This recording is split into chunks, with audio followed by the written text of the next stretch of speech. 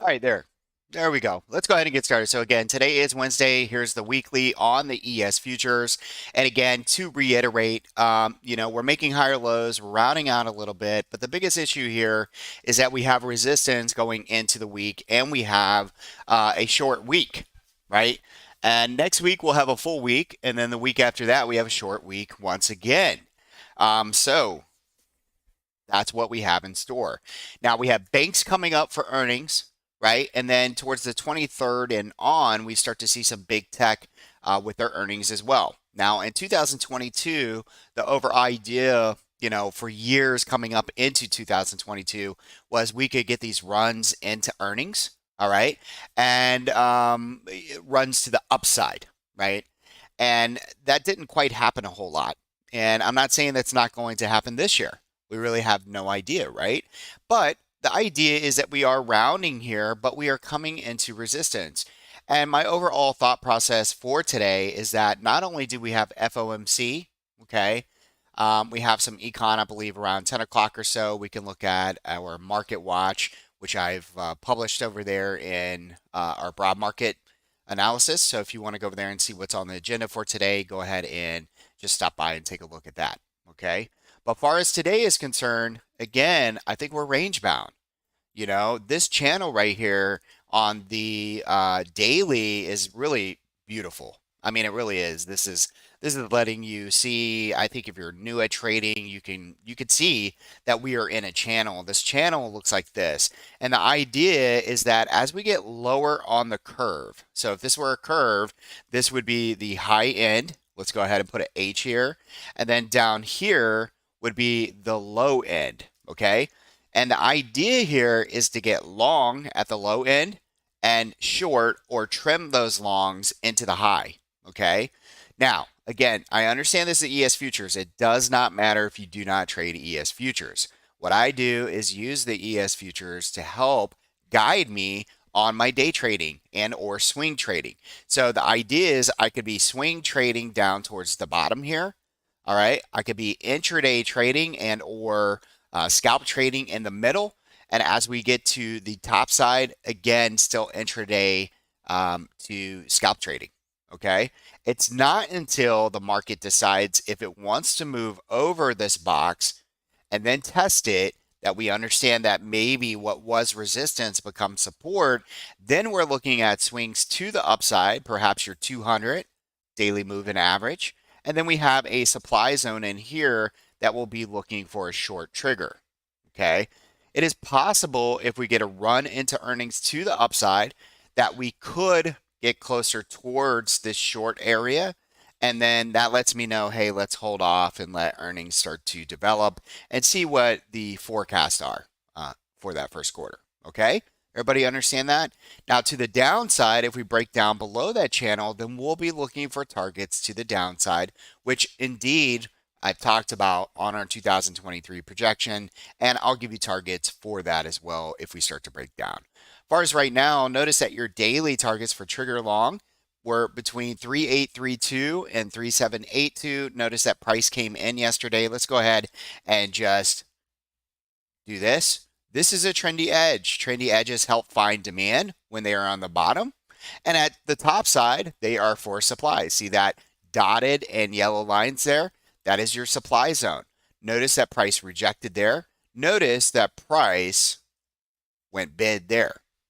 So again, idea is to go long down here and to be cautious up here. Okay. As far as today is concerned, let's go ahead and go into the 4-hour. All right, so this is the 4-hour that I gave you yesterday before the market opened, and all those previous charts I gave you over the weekend as well. Notice that we came right into the zone, folks. This was a buying zone, okay? Notice that, all right?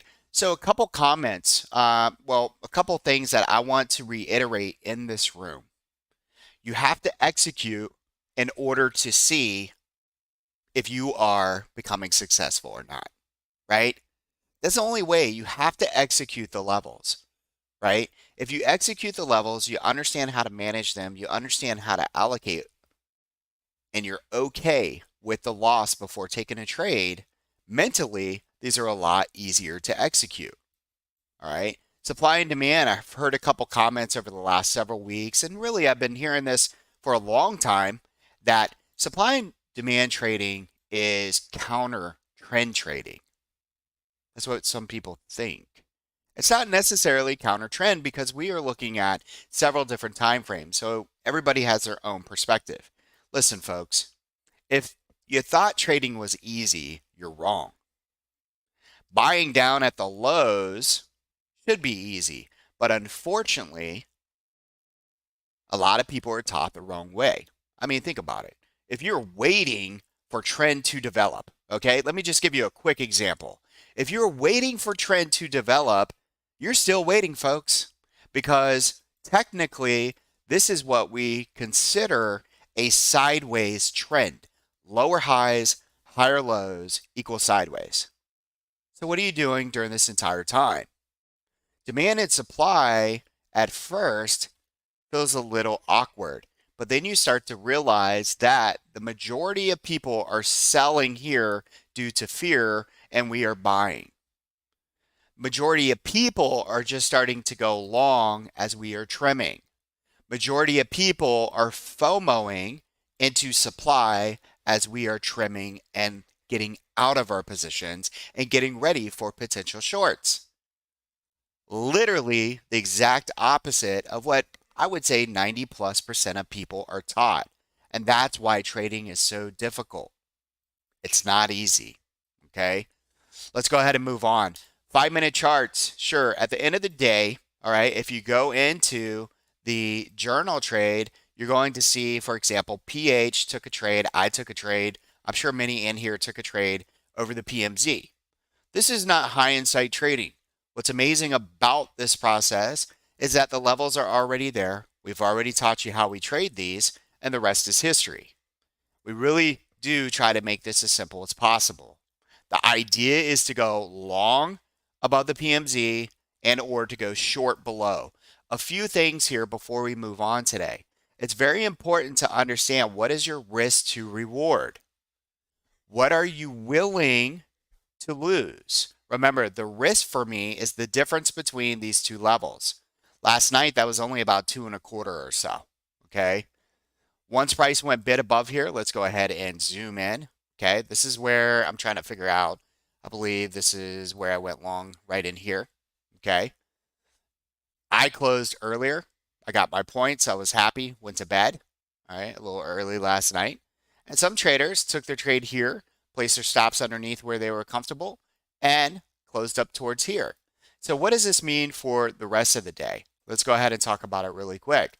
Currently, we're up 16 points. This is what we consider a night PMZ, pre-market zone, okay? So this would be more of a post-market zone.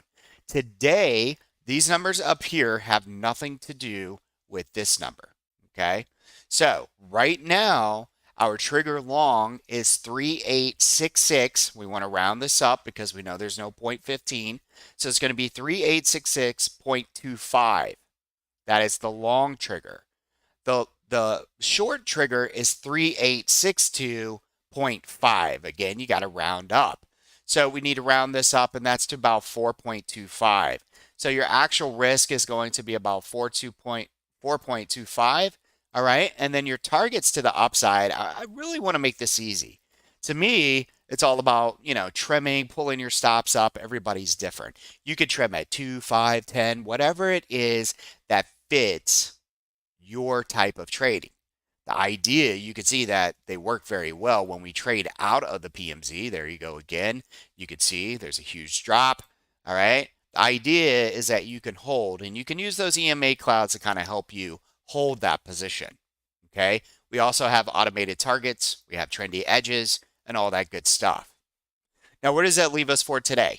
Again, I do believe that the market is going to be range bound. We have FOMC at 2 o'clock Eastern time. I'm at Central, just so everybody understands.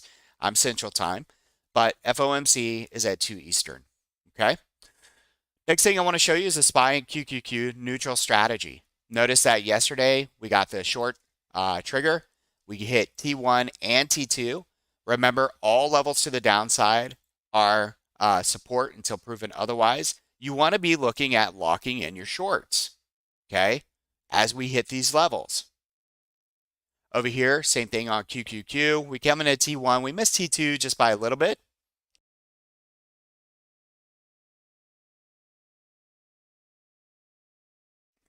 All right. So sorry about that. I had to sneeze. And now we're pushing up into neutral on SPY. This top level right up here, guys, is going to be resistance. Now, this is very important. Thanks, Benji. I appreciate that. Uh, this is very important. So right here, we have an inside and down formation.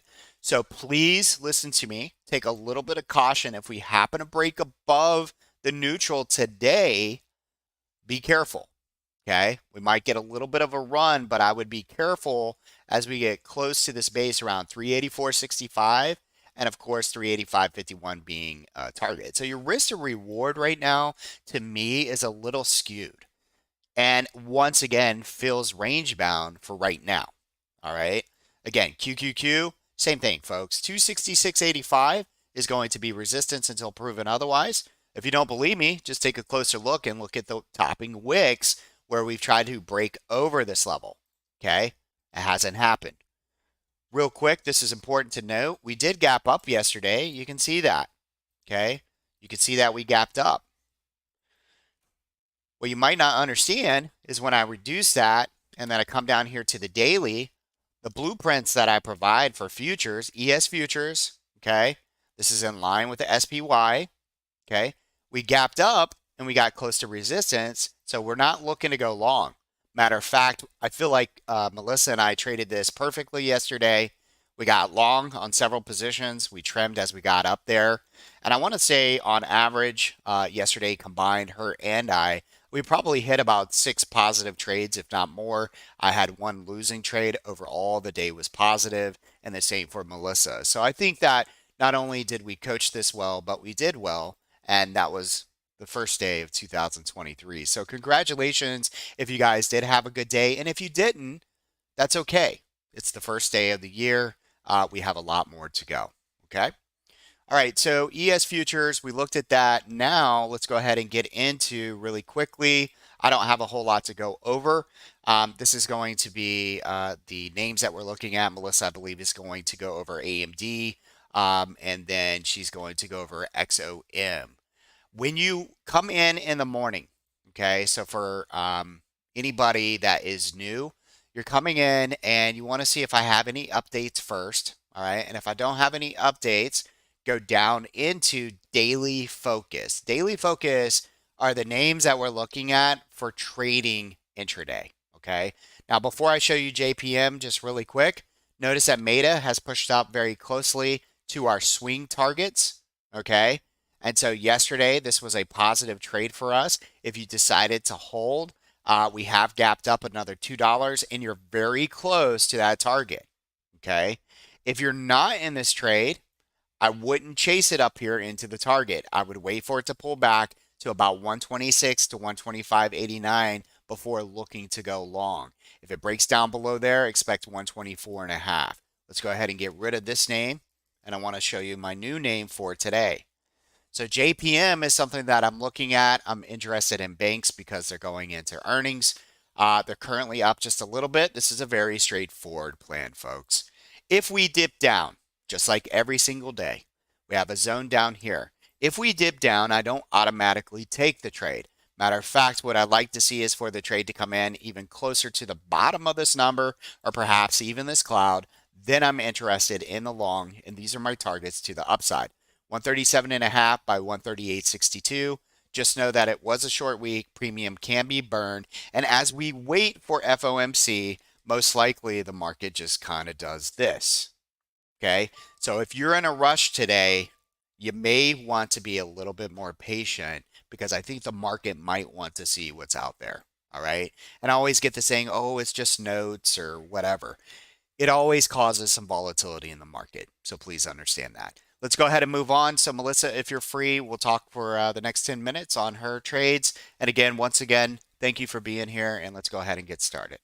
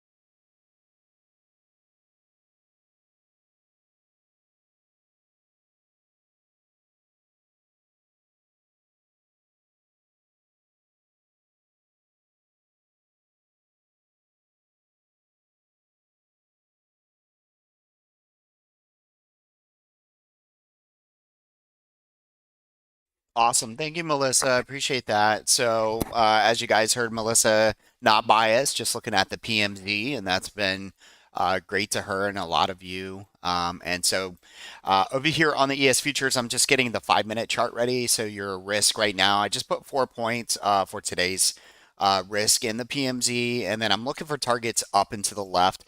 Basically, what I'm doing is just here on a 5 minute chart, picking out some wicks, some structure and so forth. So again, I don't expect a huge break in the market today until maybe we get some kind of econ. So for right now, I mean, these are still great risk to rewards here. What you want to be looking at is, hey, if this is 4 points, is it worth risking 4 points to get 3868? What I'll tell you as a disclaimer is that, it can easily shoot up through this very quickly. And then, of course, in hindsight, you look back and you go, yeah, that was worth the 4 points.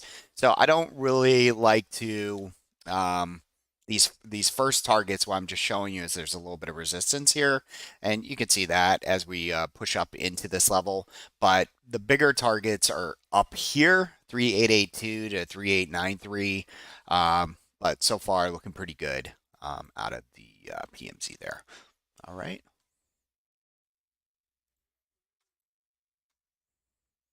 And as Melissa said, let's have a great day.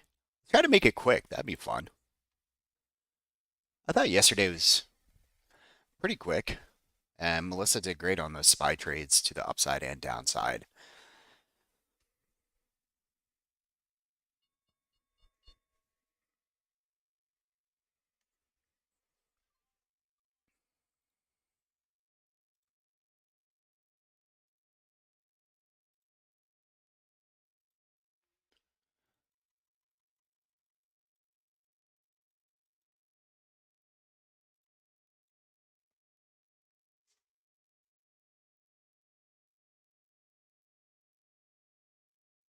All right, so JPM did come into the zone and is up about just about 80 cents or so.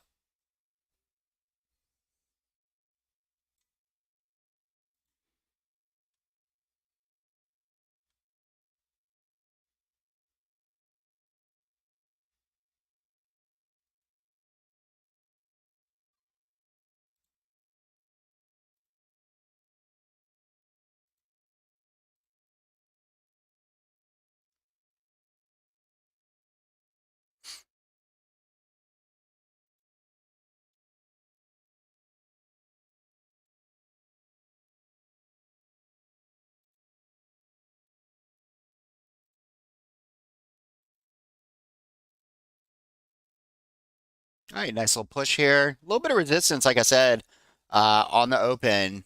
So we really need to see if we can bid up over that previous pivot high. So far, it's a no-go at the moment.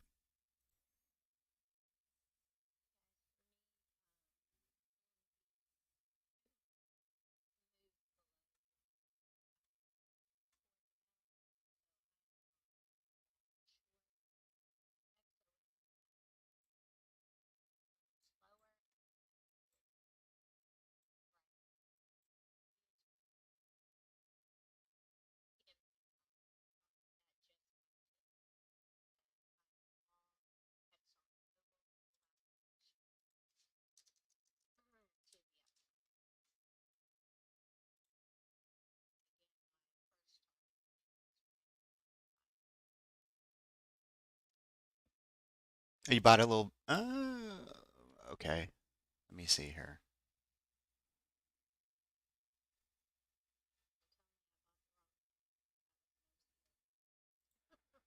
Um, I'm trying to understand. XOM 106 call says 84 by 92. What am I missing on the prices? And it shows you filled at $1.70.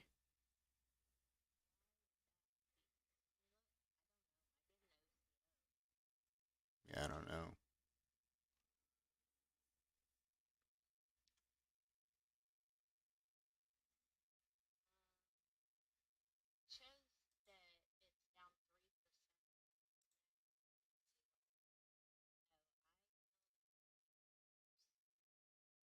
Yeah, that's weird. Well, I'm glad that that's not what you filled at. So, what did you fill at?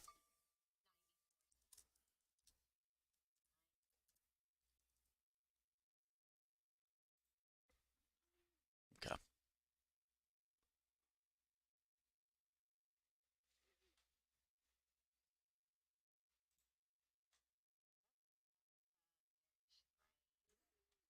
Yeah, but that's happened to you once before. So I don't know. Remember that happened last time on one of your trades? I don't know if it has to do maybe with an OTO or something. I don't know. Let's not worry about it, but I'm just happy that you got in at 94, not a duck, because I was like, oh God, you're already down quite a bit. Yeah. No.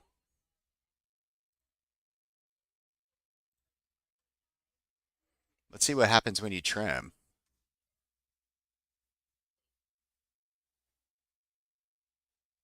Yeah, it's showing negative 37%.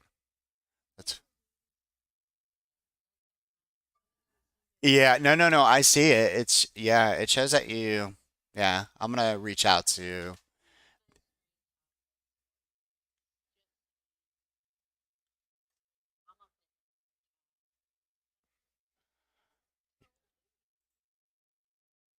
uh, me either.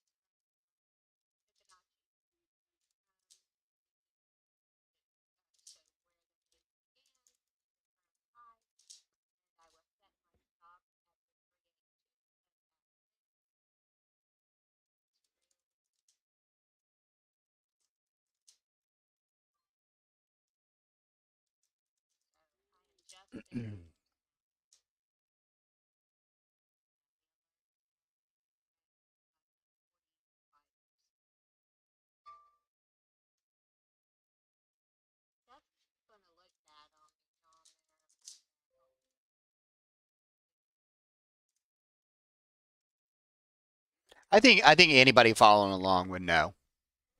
I mean, seriously, because I mean, as soon as I looked, I'm like, there's no way. But the only issue I had, it paused me from following you. I was like, it's all good though. So I'm happy that you guys got a piece of that. Check out that pullback to 3855 and the push up. Very nice here. Let's see here. Chart.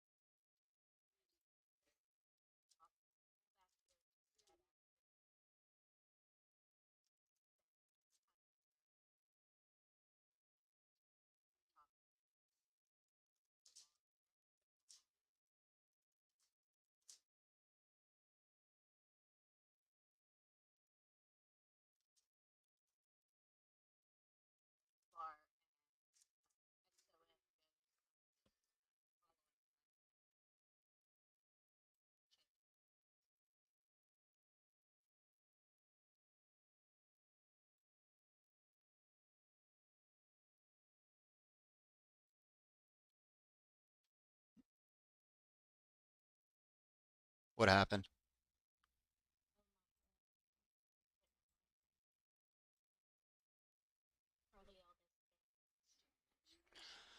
Ooh, yeah. That dust is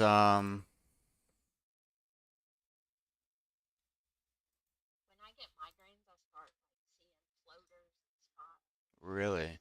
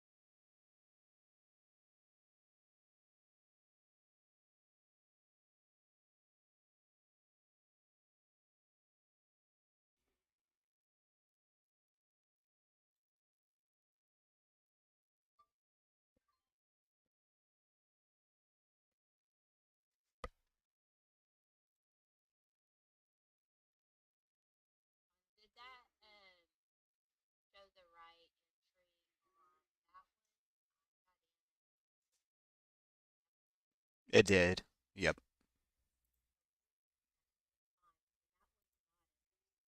Hmm.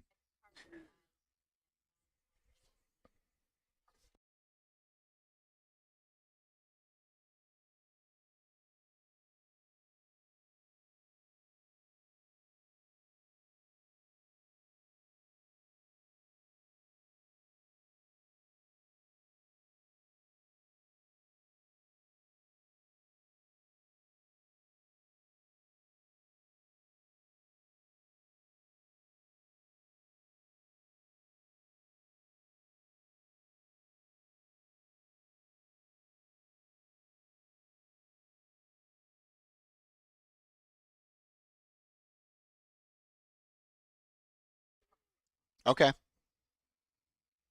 Interesting to see Amazon down this morning, and some of the, let's see, Google was down a little bit earlier or wasn't really performing well.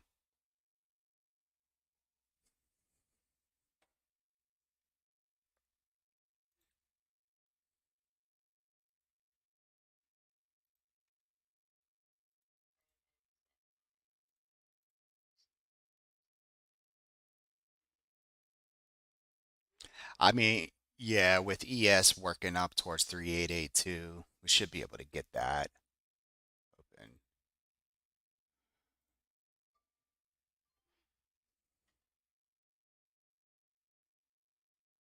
JPM working very nicely up towards T1, very close anyways, about 60 or 70 cents off here. Let's see, two, three.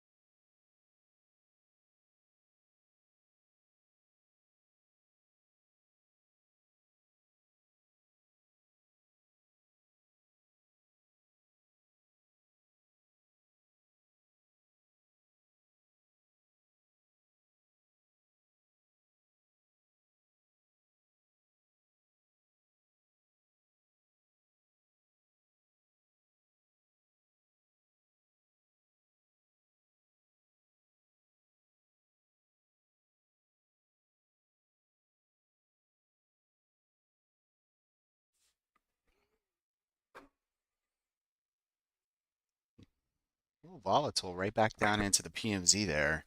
What happened to Amazon today? Why are these guys down? Let's see. Trying to see if I can find anything. Amazon lows 1.5%. Let's see what Thinkorswim says.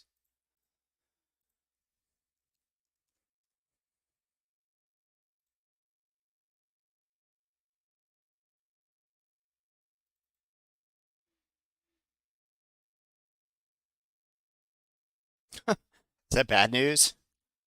Says the analyst who forecast a double-digit drop in stocks for 2022 now says that Bezos may return to the helm of Amazon.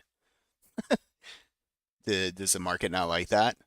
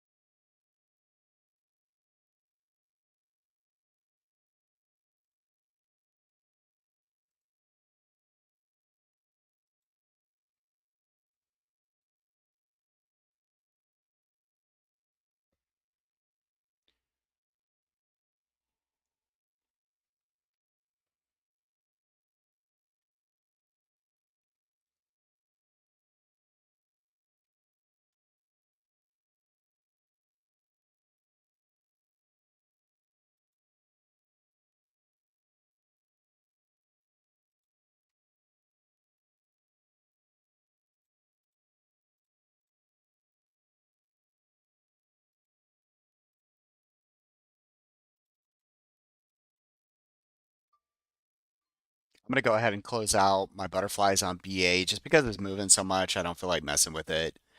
So I am completely cash after closing out AMD's equity.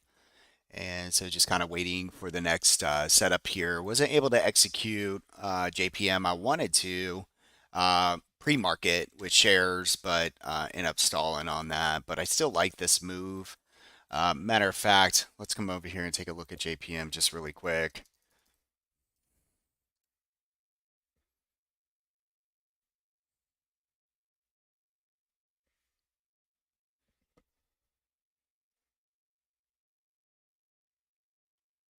There we go. We can see it came right down into the zone for you pre-market. Let's I kind of like, so we know that earnings is coming up. Let's see right here, 113. So we still have some time, obviously. We have broken, if you're into trend lines, we broke above the trend line, came back and tested that trend line. We have the trendy edge here at 137.53. That only gives me about $1.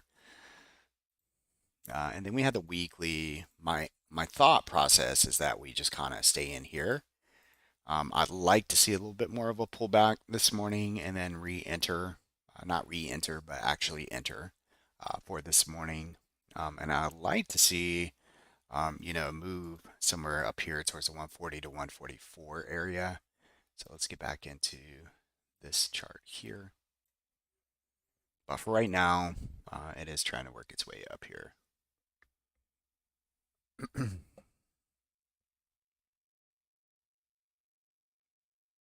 Yeah, and the XOM again, it's not, so she got out at break even right there on that one.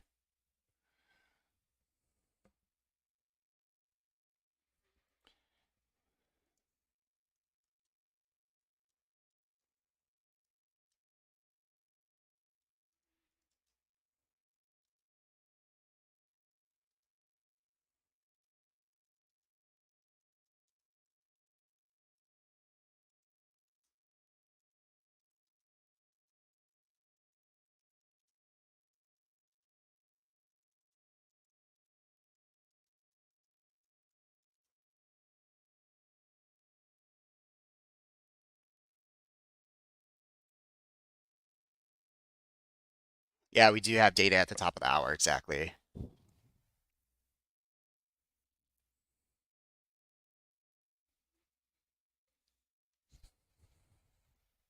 Yeah, I see that Amazon's coming right back up, and that's the thing. Baba, or sorry, BA has 202, 205,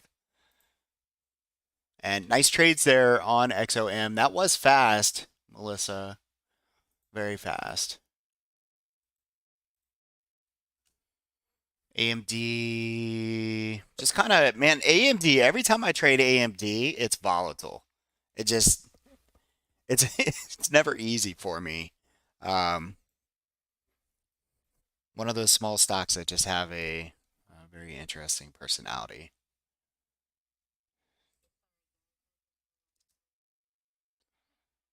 It's all good.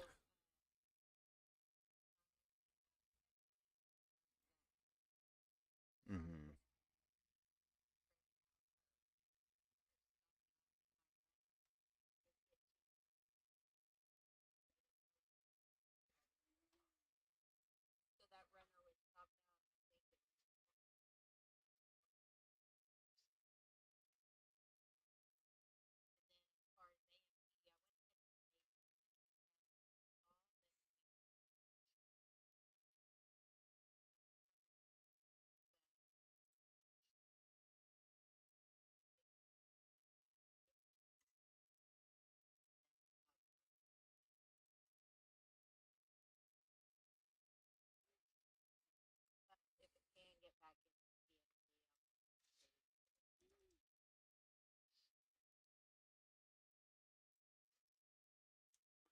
Hey, Melissa, real quick while I have you on the mic, on that OCO order, was Melissa, can you hear me? Nope.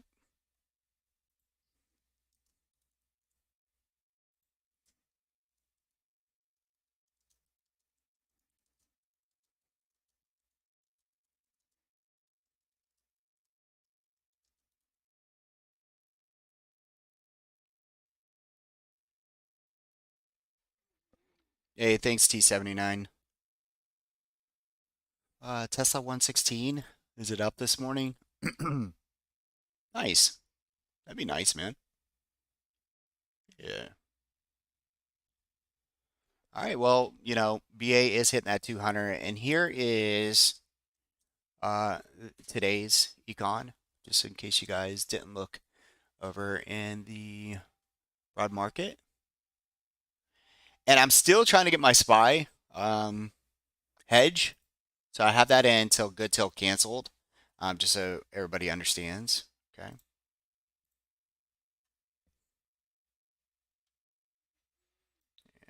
Let's go over here.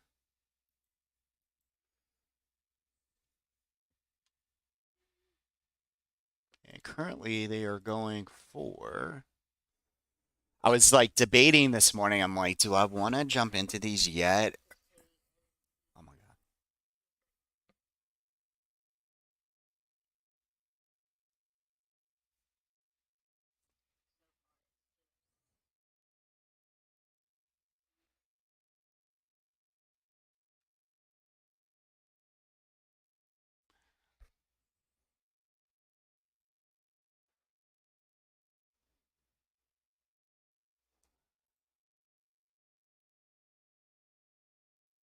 Let's see. Let me look at her.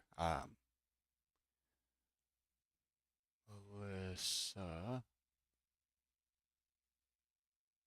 What's that mean, Chris? Looks John is chair shopping. What does that mean? Sorry, man. Not sure what that means.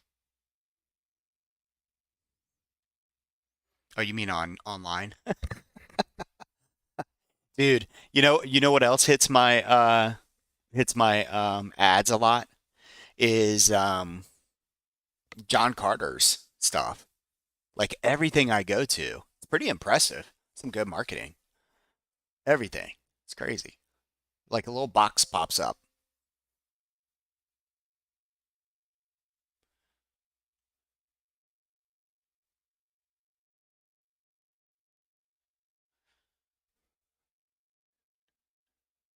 Oh yeah. Can somebody get Melissa's attention? She can't hear that. I'm trying to talk to her.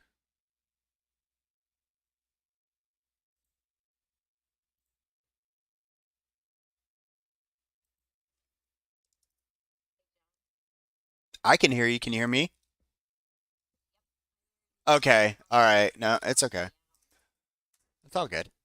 Yeah, I was trying to talk to you earlier. I was trying to ask, so real quick on that, since we're on audio, your OCO order, so what was the OCO order? Was it just a simple, like, okay, did price come, I'm trying to think here for a minute. It came down and you wanted to execute if it was greater than or equal to a price? Like, how did you put it in there? Okay. And are you doing it at market or limit?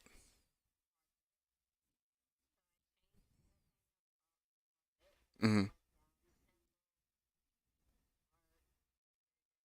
Mm-hmm.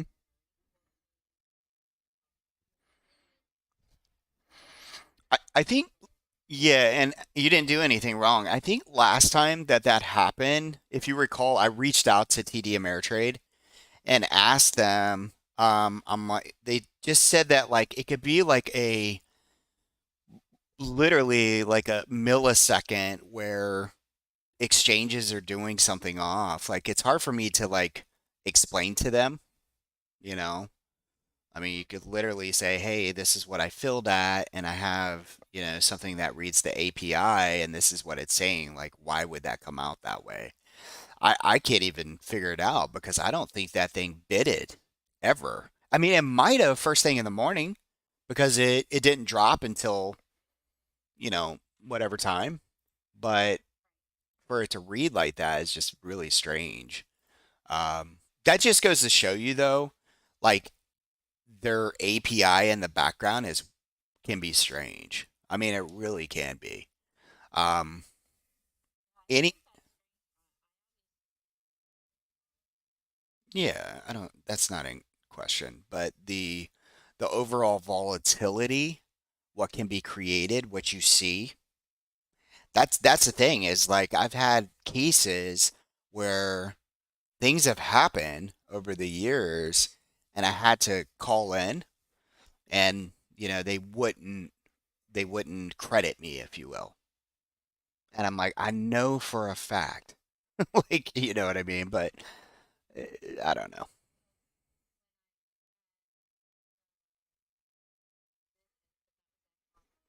Hmm.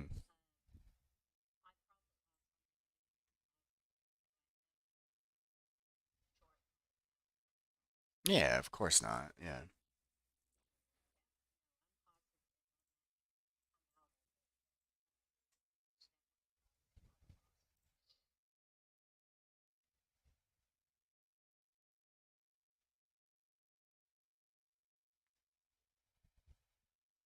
Nice, Victor. Good job, Melissa, on that trade. That thing took off, man. Oof. And this BA, I had to get out of the butterflies. And I almost made that thing, um, I think 7.5 or 10 wide. And I was like, it's a short week. Maybe they'll just kind of flop around. But this thing indeed pushed up through 200 very quickly. Yeah, yeah, that was the BAs in general, BABA, right? BAC up 50 cents as well. Baidu $6. Um, HD was kind of on my list to look at today. It's up about 3.5. This BABA gap up though is kind of scary, depending on how you look at it. Let's see. That's what the weekly looks like.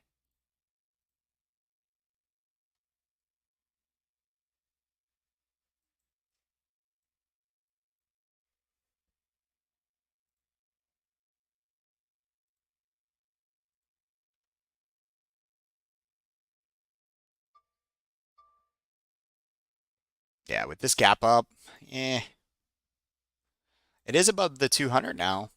It's a nice little look. See if that 200 can become support this year. And the weekly just about to get over the cloud, folks. That's kind of a big deal. It hasn't broke over.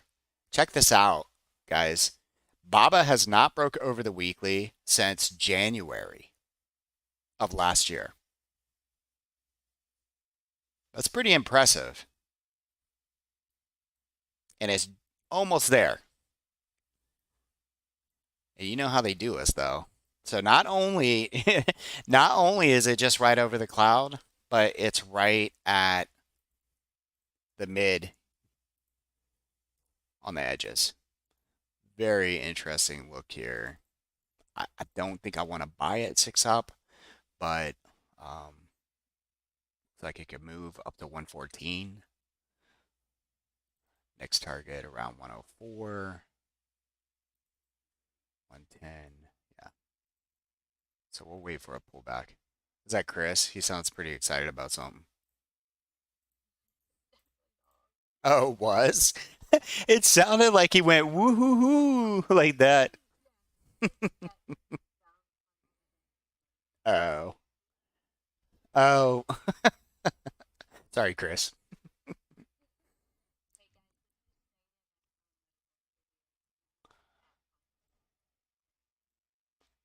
It shot right back up.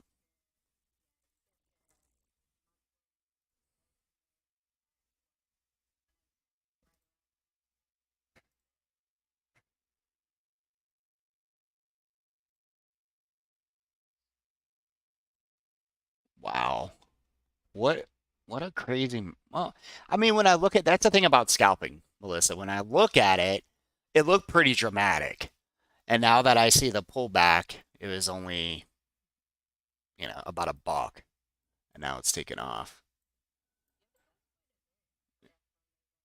Yeah. Yeah.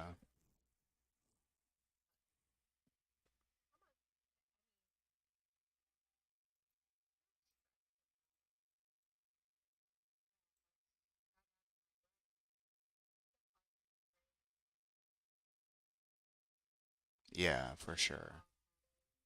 Look at ES just spiked up big.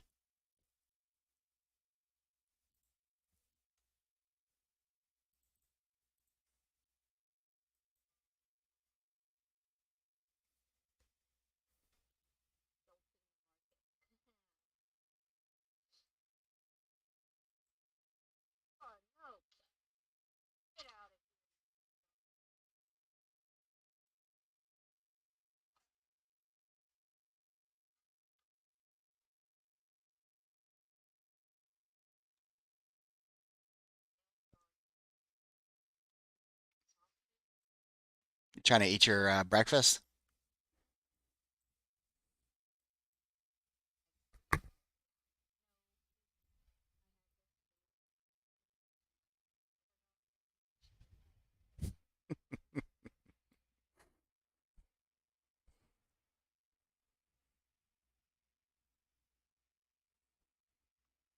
All right, look at this big indecision candle on ES futures. Just kind of right here in the mid. You got a topping wick.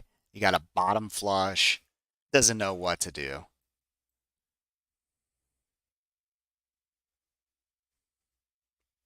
You'd have to be so quick on the trigger this morning. Boom, go short. Hit T2. Boom, go long.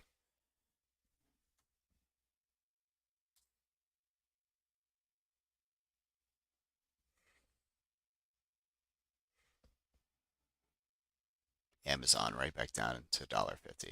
I thought it was gonna do something.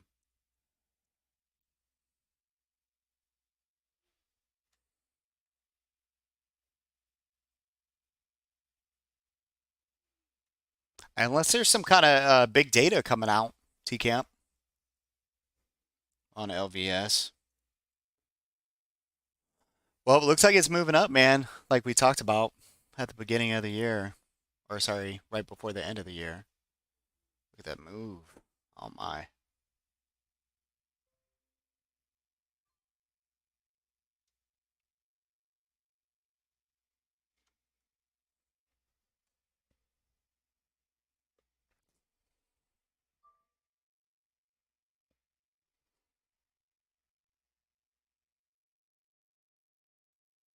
I will not chase.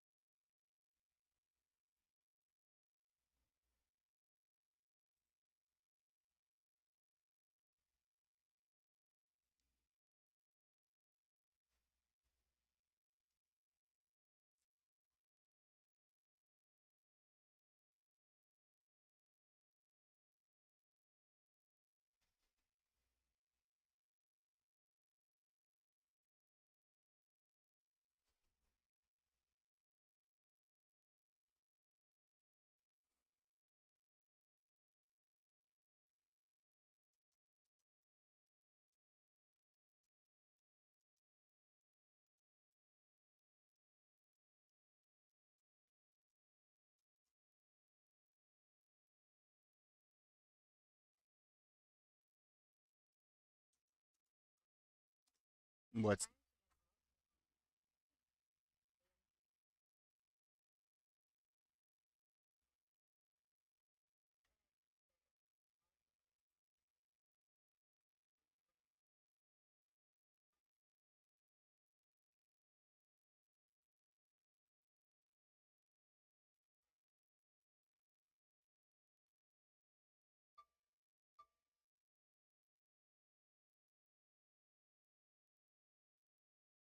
Yeah, that was a crazy move on all of it. Let's see. Amazon down $2. And let's go over to the daily really quick. Or actually, let's go the 4 hour. I'm gonna look to try some micros really soon here.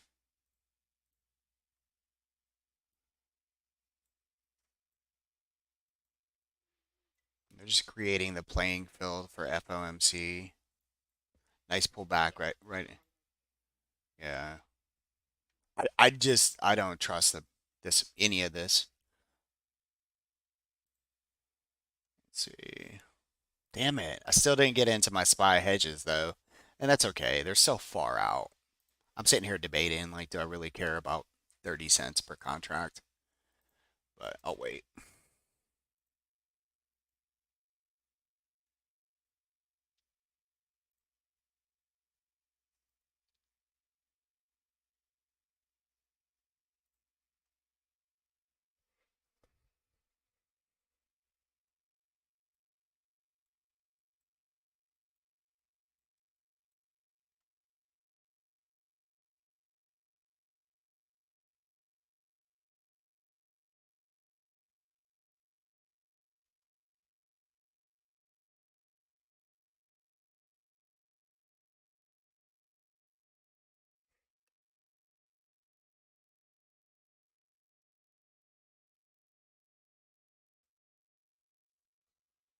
And so right here on this pullback, guys, so again, I'm cash and just kind of waiting. I want to see this TTM squeeze down here. I'd like to see some yellow bars. I'm looking for some levels. I think the line in the sand might be a great place for a reclaim and some divergence to catch several points to the upside if it holds. So once it gets here, again, I could try to take a bracket right off of this or let it flush a little bit. And the closer we get to the edge down here, and then I want to be looking down here for yellow bars. So we're almost there. But we only have two red bars at the moment. So, but just like yesterday, the trajectory of the move down is so sharp. And in all of my time in the market, anytime it's this sharp, we have a really nice recovery. Doesn't mean a recovery to the highs, but a nice bounce. So let's see what we get here in a second.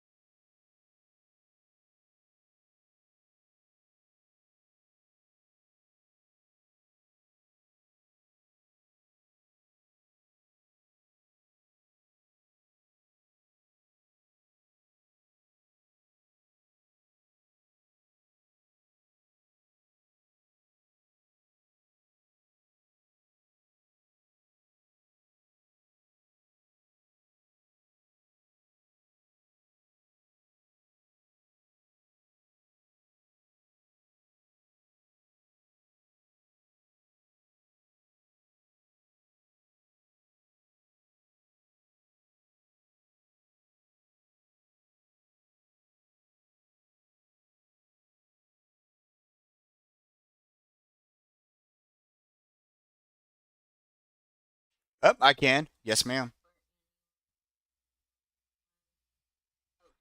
Yeah, you're kind of, it kind of sounds like a robot, kind of in and out. I think your internet's not very good at the moment. Yeah, because it sounds like it sounds wavy. Just every once in a while, though. Not the whole time, just every once in a while.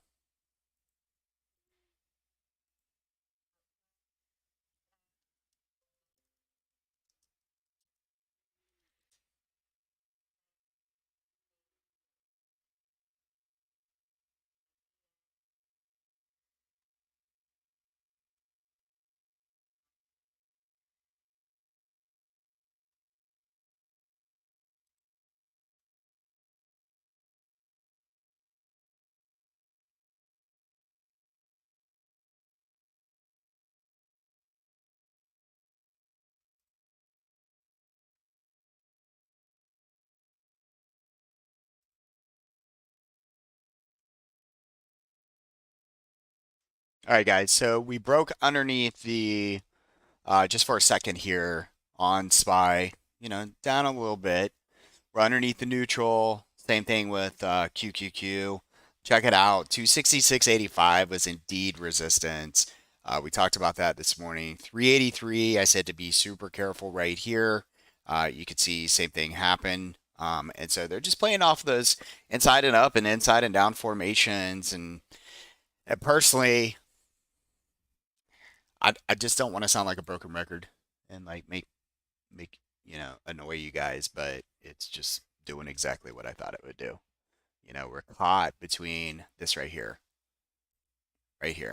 See, Qs are they just continue to lead to the downside no matter what the conditions are. But as far as the inside and up and the inside and down, that's exactly where you are here. So, and there's that nice reaction off the line in the sand. Now let's see if we can actually turn this into a hammer and head all the way back to 38.55.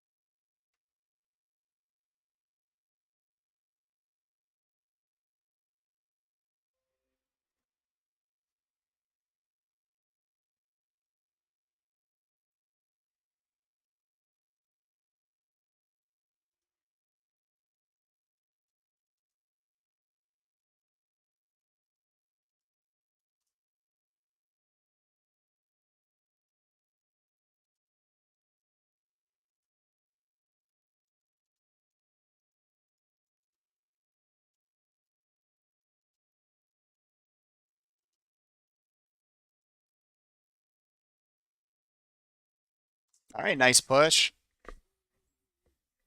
Line in the sand, doing its job. And look at the trajectory down. This would be beautiful if it was just a quick flush out. But this 5 minute cloud is going to continue to be resistance until proven otherwise. So, possibly 38.52 by 55 here. That would be where I would, definitely exercise a little bit of caution on this move up. Look at BA still at 201, folks. 201 and a half with this pullback. Baba, same thing. Bank still pretty much staying in there. JPM pulled back a little bit here, so I'm going to um,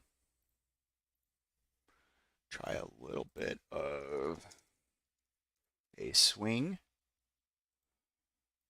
And no particular like exact level or anything like that. Um, it, it's closer to my zone. And so I want to buy a little bit of time.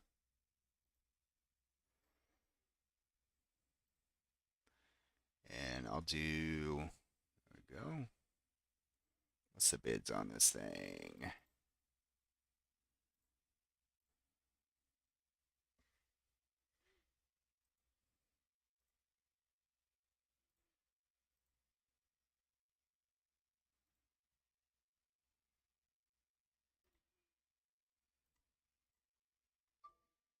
Okay, so a little bit of a swing there.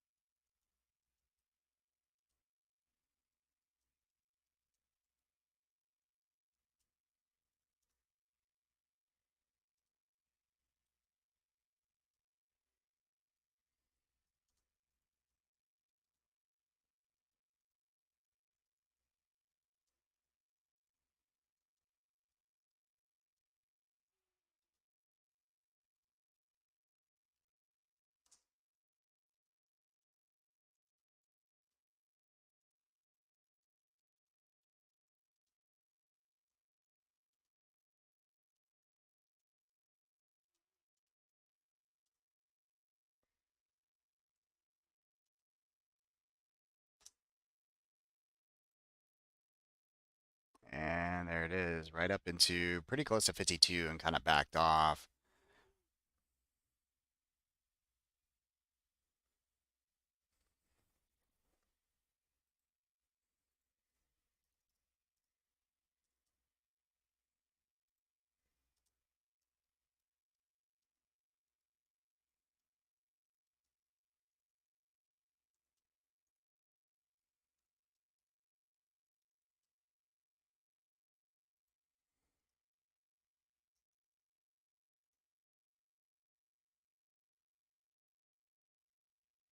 So bulls, we just need to we need to show anytime like what's been happening, anytime that the market does try to bid and it loses the bid, once it goes underneath the 5 minute cloud, it's just been kind of a mess. So what you need is a push above that cloud. So, all right. And you guys could see I got into JPM 140 calls at 173. And this is my only trade that's on in here at the moment.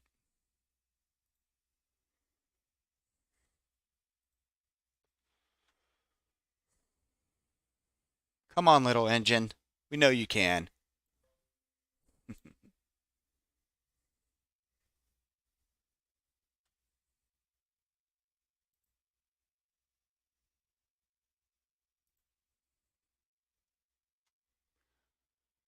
All right.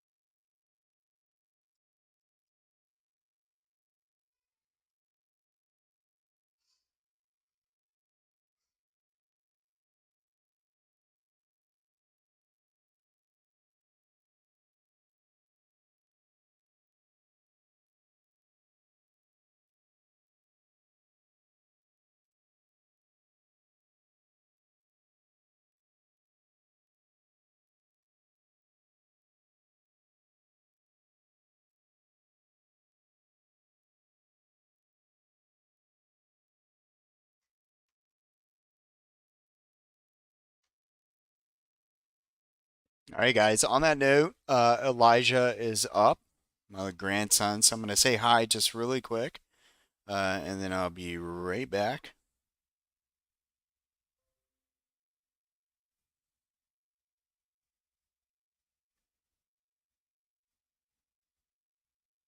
And we bought a little bit of time here um, on JPM, so I'm not too concerned unless we start to break down unless we start to break down below the inside and up. But let's give the market a little bit of time here, see what it wants to do. Again, I think we're just kind of setting up, hopefully just setting up for some range-bound activity. The bigger picture going to be over here on the, let's put us there at the 4 hour. And let's go ahead and we want to mark this daily edge. These daily edges have been great for chop activity. So take that off and that off for right now. Kind of clean this up so it looks like that. So I'll leave that right there and I'll be back here shortly.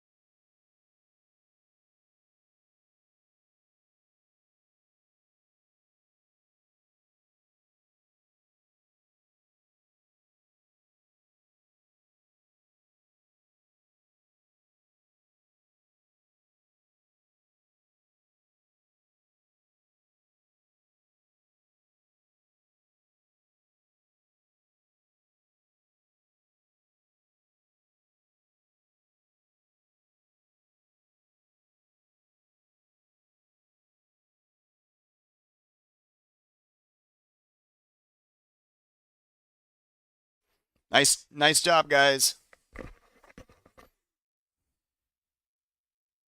On the futures traders over there, taking trades off the line in the sand. That works really well, as you can see. And we popped right into that 52 target.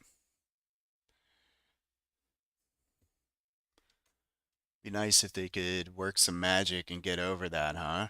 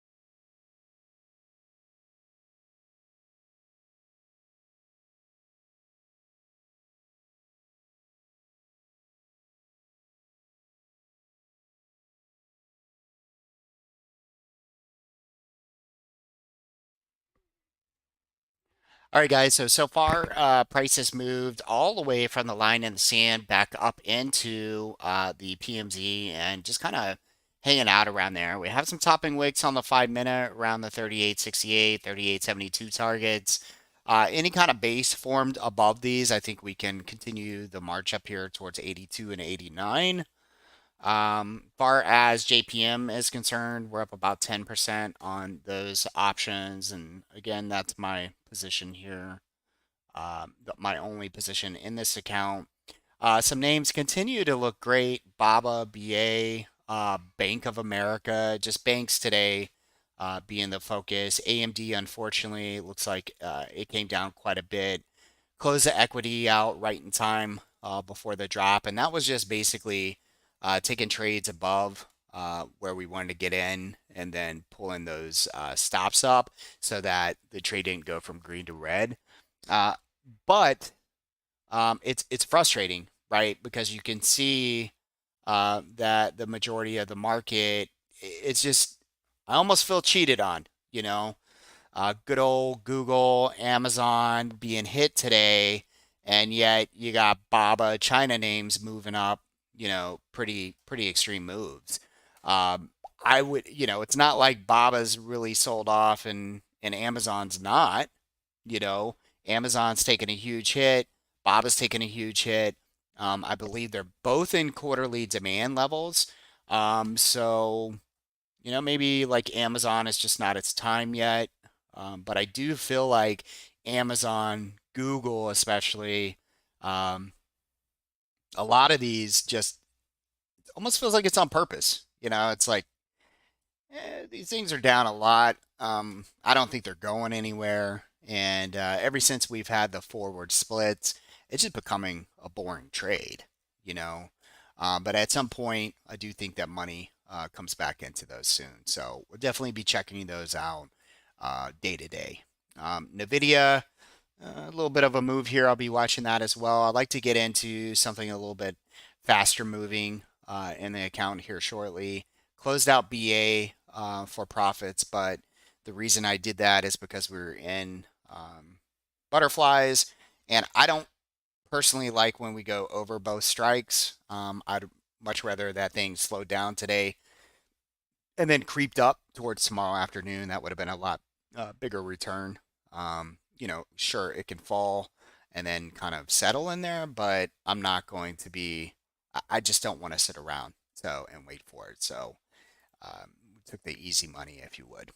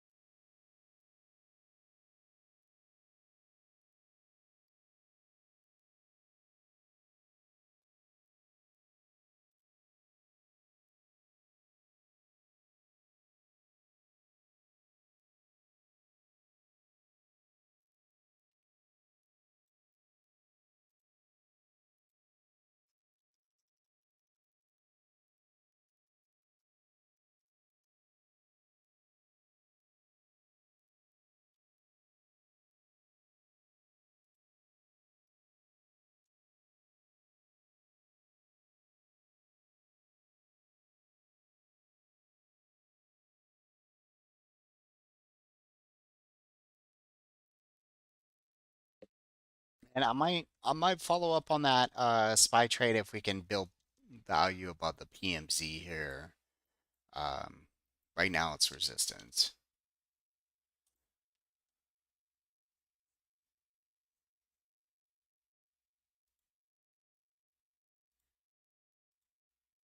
I was really hoping to get these. Well, they're $1.20 now. It's not bad. Might be able to get them cheaper though later on.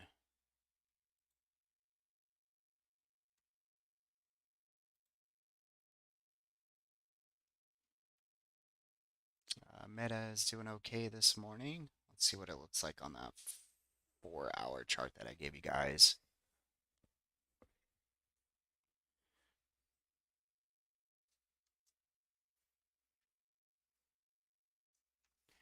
Things are getting interesting out there on a personal note with mortgages.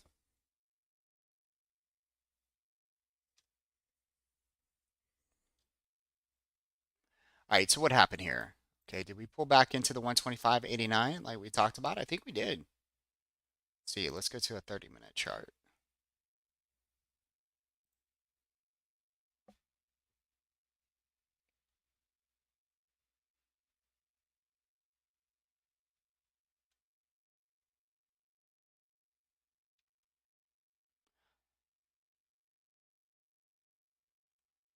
We sure did. Came right down into your entry this morning, folks. So if you're watching the trade plans and you're listening and you're executing, this pushed up from 125.89 into 127.61, giving you almost 2 points there to the upside. And the opening, you just had to be patient. Don't chase up here. Wait for it to come back to your level or don't trade it.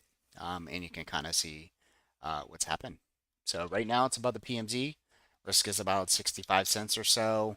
Um, if it doesn't chop around, you could see it, push back up towards the highs. And stop would be around 75 cents now. So not bad at all. Yeah, babe, I think on let's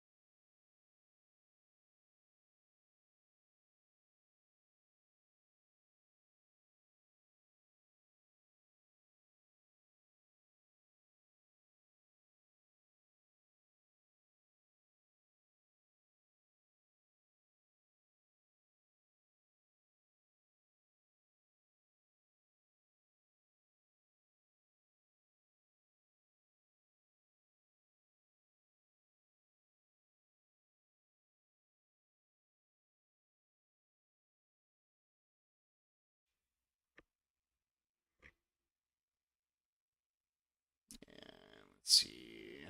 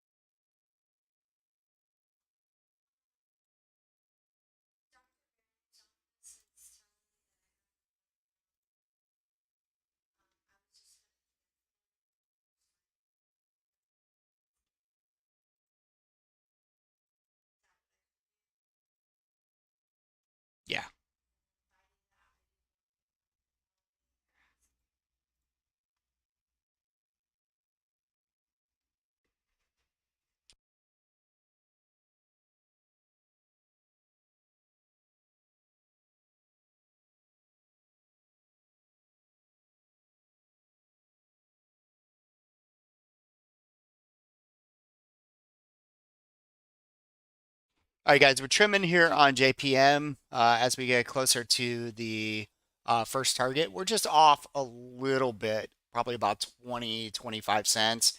And so the market's had a nice flex here from the line in the sand. You guys can see that on ES futures. So I'm going to go ahead and trim, like I said. Those are now going for about 202. We got some open interest on those at 29,000. I say we hold the remainder of them and see if we can get like a really nice push here in the market. But just know the FOMC is coming out. What I'd like to see is a push into 139, 140-ish. XOM also coming back up to the line in the sand. AMD, it's a struggle off of that pop, but Melissa, I don't know if you notice, if you can hear me. I know that your audio is kind of messed up. Take a look at it. Look at it from the 4 hour that we looked at earlier today. Um, that one itself, I want to say it came right down into that second chart that I sent you. Let's look. Those opposing zones where I was like, man, I'd love to see this happen, right? Let's see, right here. Yep. So kind of the bigger picture, what I'd like to see on AMD, I love this trade idea that Melissa has. I'd like to put a swing on it and look for 67, 68. Current price is at 64. So this thing could move. We'll see.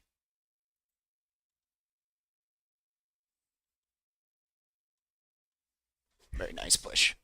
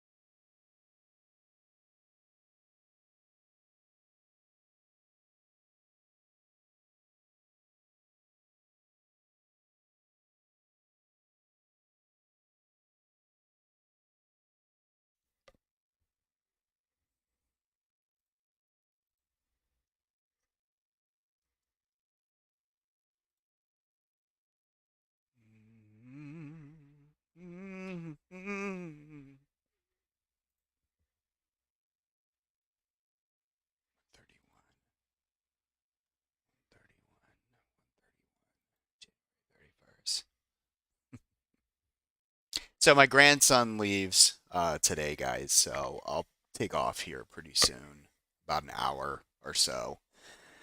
It's been they fly out at 5. So I want to spend some time with them and have lunch and take them somewhere and have a good day.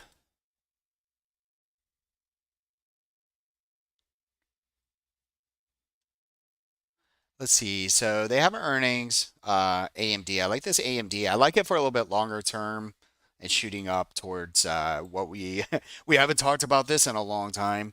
ACDC. So kind of shooting for this 68 to 70 level in here.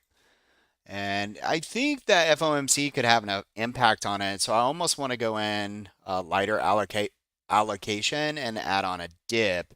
And I want to buy into um, earnings.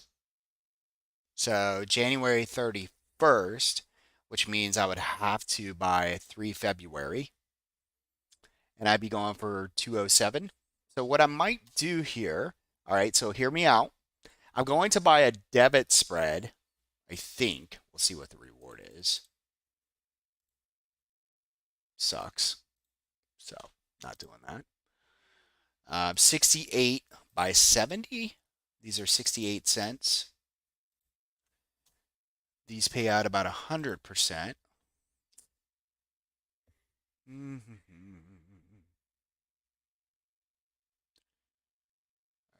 Oh my goodness. Trying to figure out here. How do I want to do this?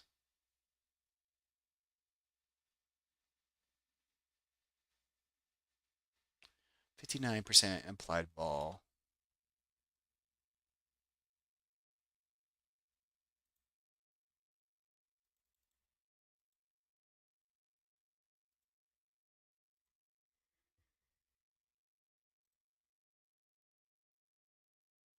Let's go ES.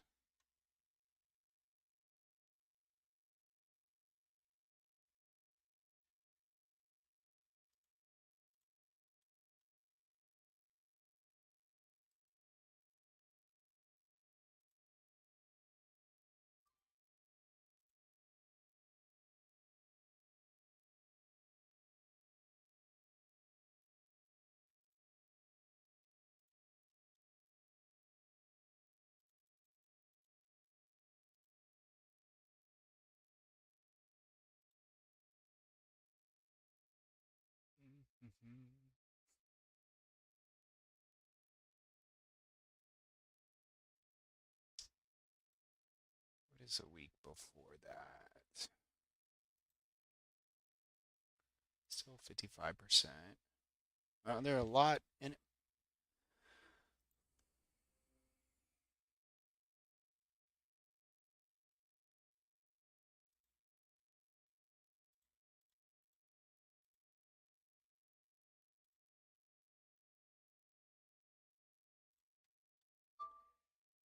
Start there and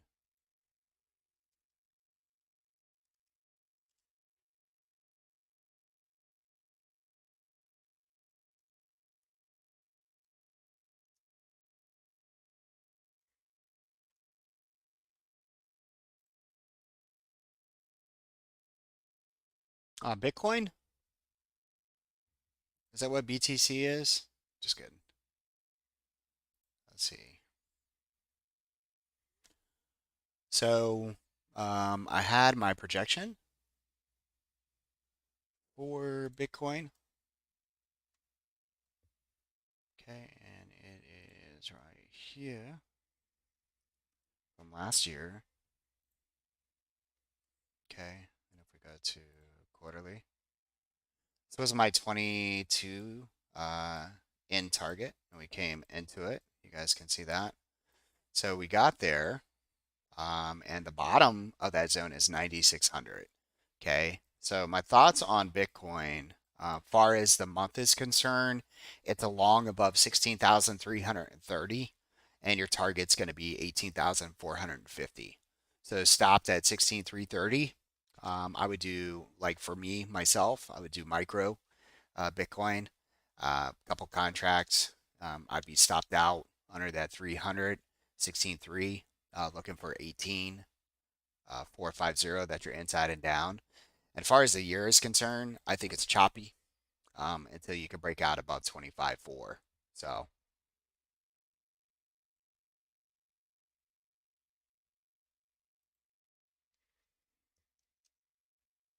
makes sense.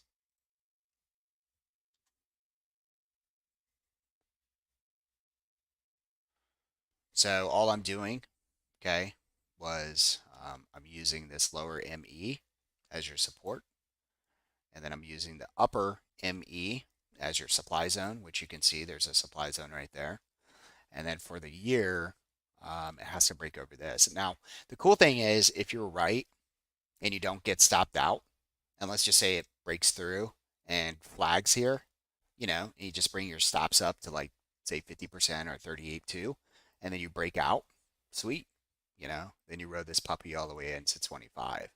So the risk to reward is great if I'm going to use this lower ME and then my targets are up here. So, and again, I do not get into, uh, and I don't care about any of the background news or anything like that about crypto. So just from a chart perspective. Now, far as the move, look at this beautiful move, right? To me, this is the better zone. Okay. So this green box that's down here, it was tested though. It was tested in April, and that's where you got that bounce from. Um, right now, you're making higher lows from it, so that's a good thing. So again, that ME is really important uh, for right now. Let's go ahead and see what that number is, though. And let's come over here.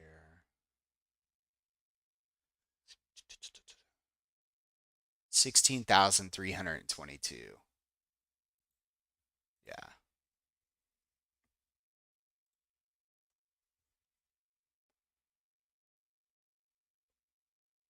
Just like equity, guys, if you're in JPM, you can always move your stops up. Um, so you're up about 15%. I think it was up 18%, but you can always pull those stops up so you don't let, green trades go red. And just kind of move on, you know.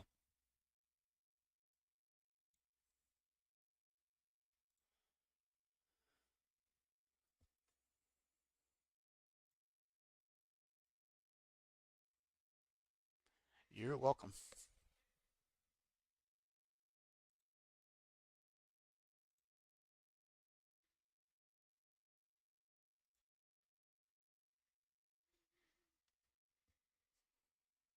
I'm a little bummed that I didn't take BAC. That would have been a fun trade too.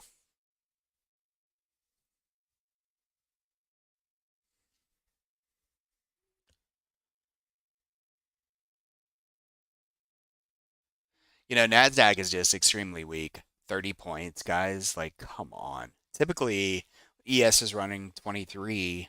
We'd see a much bigger day than that. Tesla is up though, almost $4, so that's a positive for Tesla traders. Cough, cough.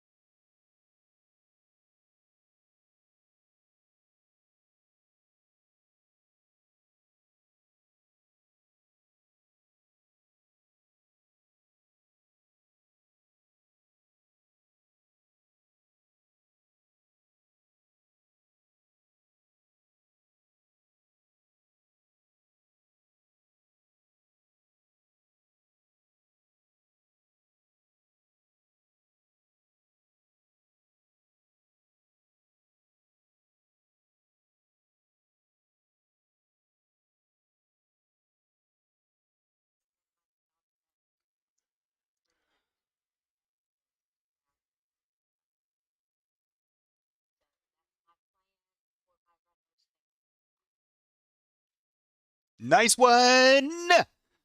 Good job. And Brittany, good job. Nice, guys. The line in the sand, absolute beast mode, pushing up into the upper DE as well. So we are headed to the promised land, right into, well, I shouldn't say right into, we have several hours left, but we are getting damn close to our 38.89 target. So I hope you guys are staying patient. JPM's at 22%. Folks, it's right at the edge. So if you took earlier contracts and you didn't buy as much time, this is another great place to be trimming. Um, Over here on AMD, these are 10% as well. I'll add in at the end of the day if it can continue up. And that's about it.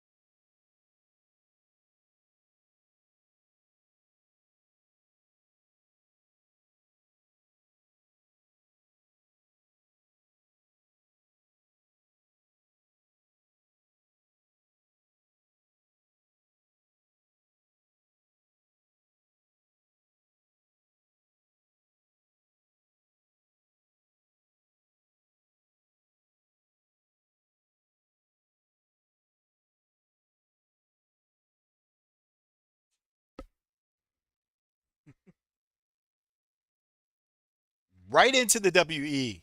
Right into the WE. I'm all over the place. I'm cleaning windows. I'm trading. I'm uh I'm watching my grandson. I'm like cleaning windows, and my wife's like, "Babe, that's not gonna work. You know, they're gonna he's gonna continue putting his hands on there." I have like OCD when it comes to like things, and I wish I could calm that down a little bit. Um, yeah. So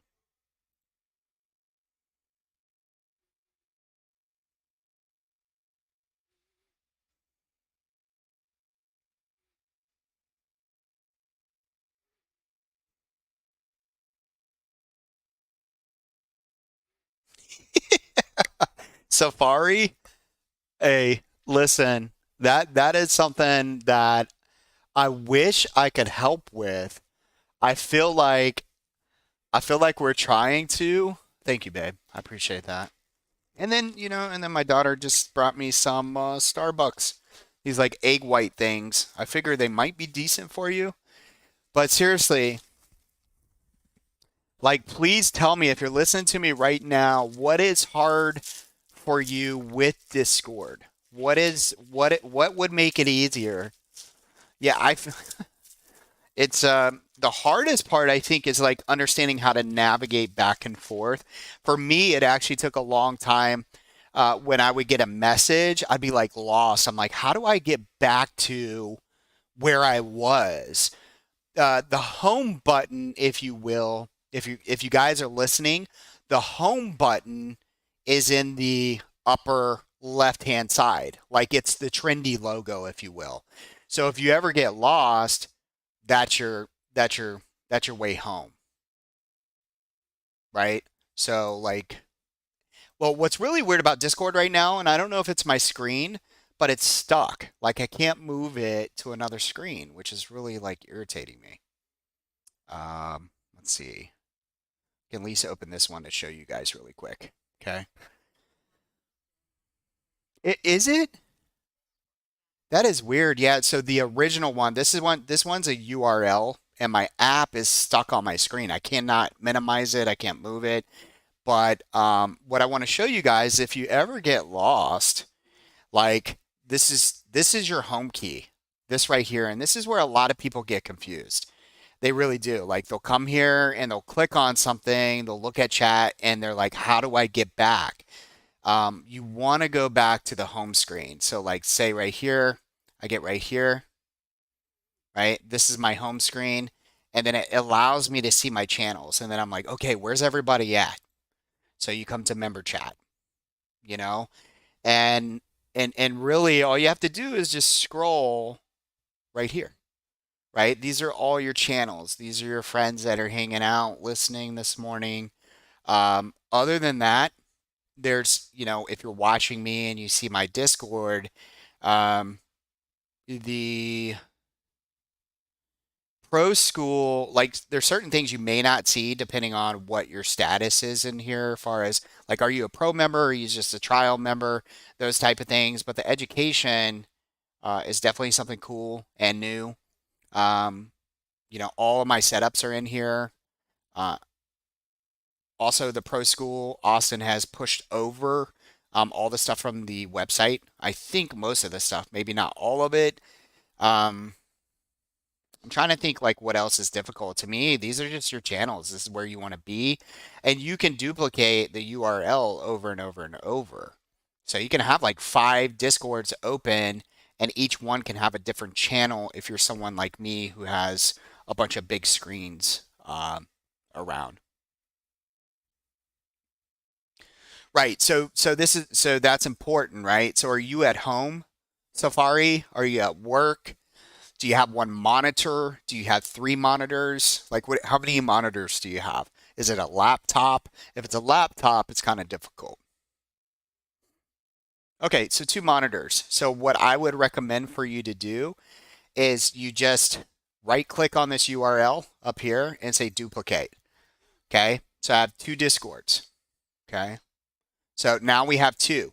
So on your second one, you could just go to Trendy. Like if you were wanting to see what I'm trading or what Melissa's trading, you would just click on this one, right?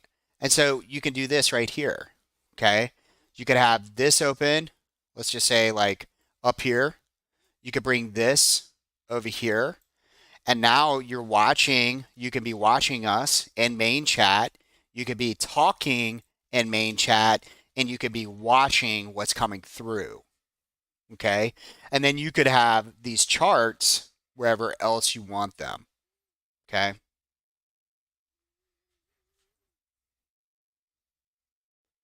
Also on the phone. So I'm going to update or send this to you guys just really quick here in Discord because I had a trader reach out to me yesterday about this. Let's see.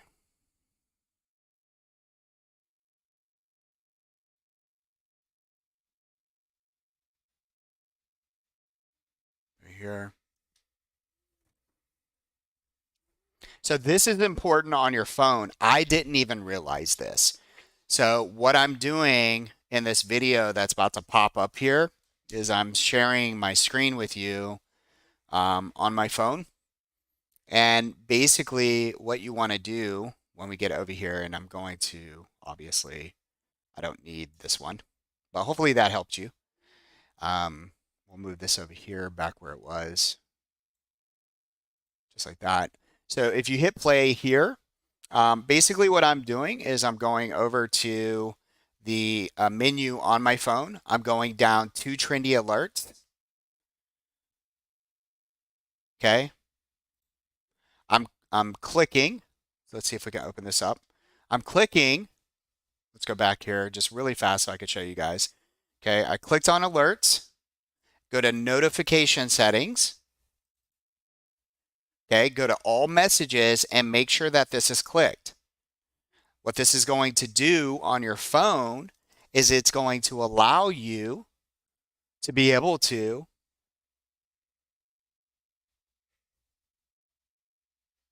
see those.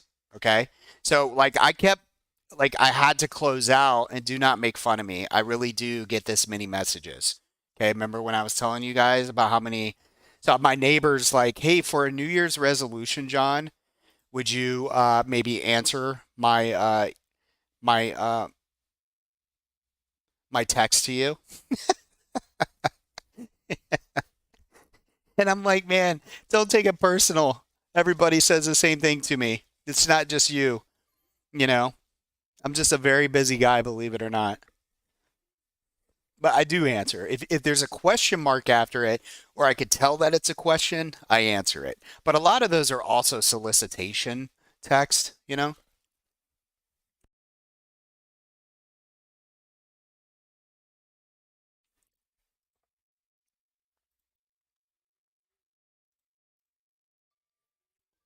Actually, I'm going to close out JPM at the edge for right now, and then we'll jump back in once the minutes come out. That's what I'm going to do.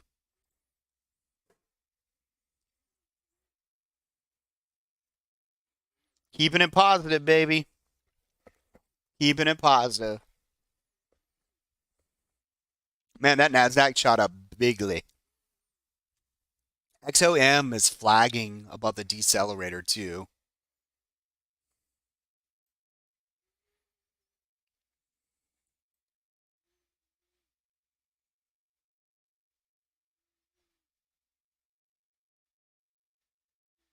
You guys are killing it in futures, man. I'm so proud of you guys. Some of you guys came in here like, just several weeks ago. You seem like, you're on the edge of being lost, not quite lost. Well, you were lost. I think you found your way. I mean, seriously, you guys speak up if you feel like you're still like completely lost. I would love to know. I really would. But I think, with a lot of guidance in that room, so many of you guys seem like you're just absolutely crushing it compared to what I saw several weeks ago when you first came over or, first kind of came in or whatever.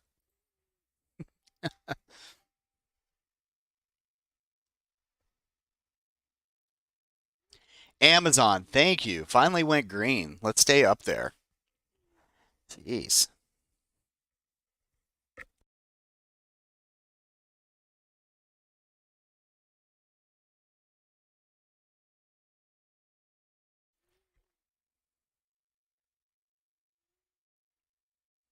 Nice entry for us on AMD as well.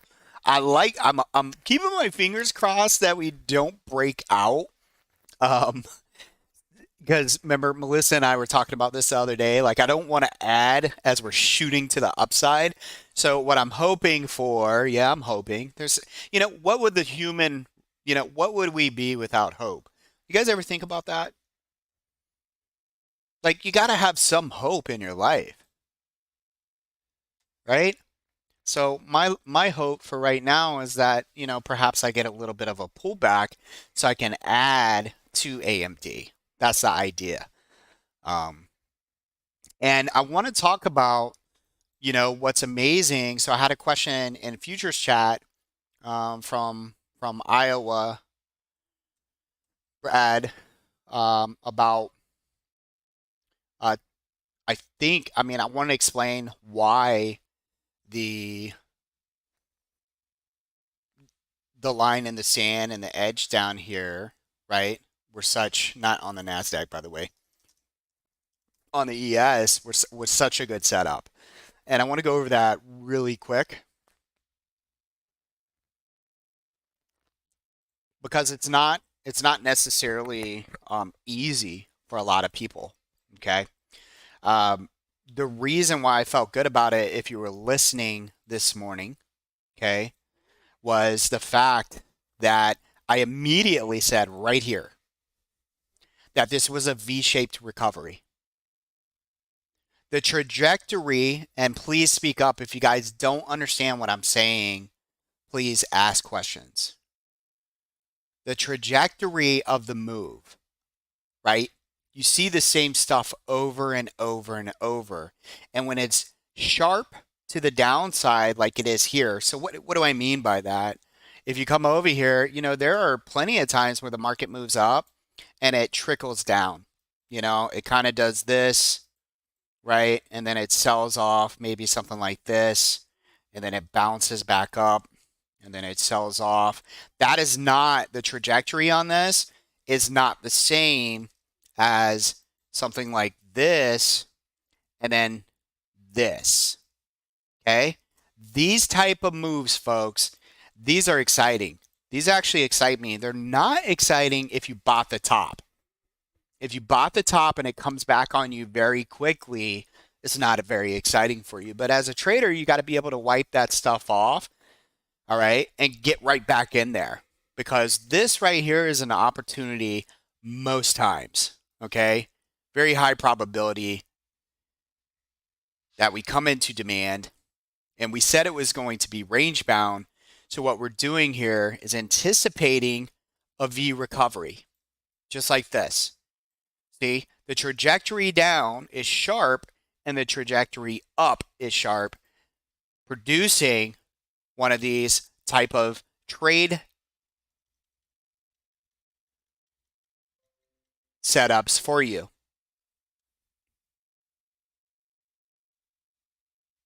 Crazy, right?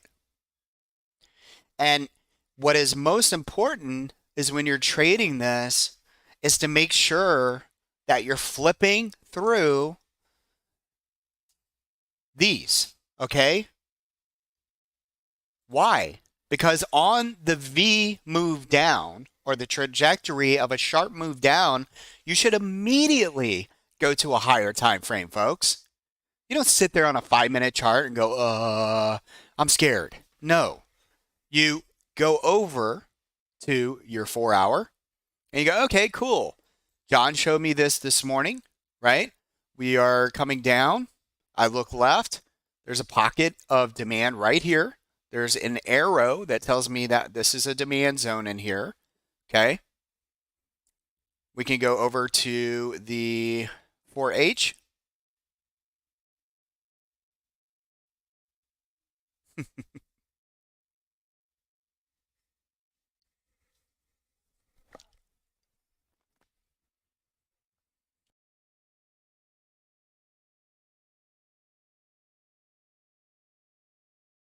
All right. So here's your 4H. What do we know about the 4H? We know that we came into demand yesterday perfectly and it's working well. We know that this supply zone has been tested up here And markets like to move from demand to supply. Okay? Everybody understand that? So when we're pulling back on the 5-minute chart, we're immediately going quickly through our higher time frames, and it gives you, right? It gives you the courage to start looking at taking that trade. Why? Because on the 5-minute, it came right into the line in the sand. On the 4-hour, it's making a higher low from demand. On the daily, it's coming very close to your trigger long. We already know that worked yesterday. It's making a higher low. And on the weekly, we've already talked about it. It's a rounding bottom.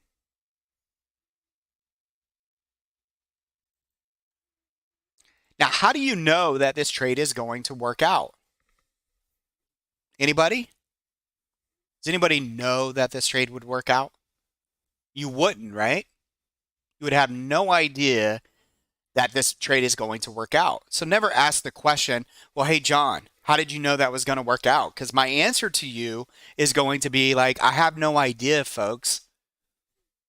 All I can do is stack probabilities in my favor. All I can tell you is there's a line in the sand down there. All I can tell you is I had a line down there. I could tell you demand was there. There's all these reasons why the trade could work out. And I just explained them to you. The trajectory down, demand zones, higher lows, and then most importantly, the reason why you have the courage to take the trade is because you're okay with the risk. All those things line up, you get quicker, you get better. Every time you know what to look for, you get there. You think about what we talked about, right? When we were pulling back, I know for a fact, and you guys can go back and watch this on YouTube, is I said, okay, on this 5-minute chart, wait for the reclaim of the line in the sand, look to go long. What is your risk today? We said this was 4.25 today. Okay? Guys, 4.25 on the reclaim. Take the trade. You don't get stopped out. Look at this freaking move. What's your targets? The 5-minute cloud swooped down and it was confluent with the trendy edge. We talked about this. I said 48 to 52. Okay? At 48.52, we stall for a bit, we flag, we break above. What is your next target, guys? What's your next target at over 52? What would your target be?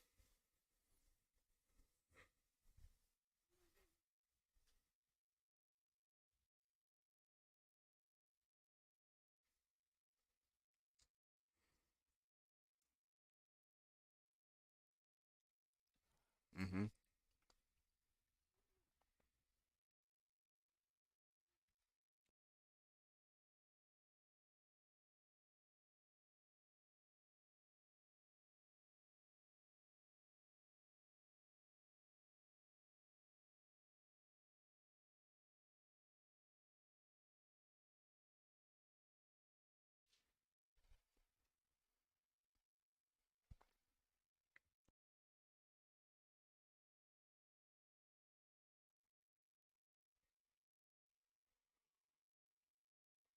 Definitely. It could be the 618, but it could also be the PMZ, right?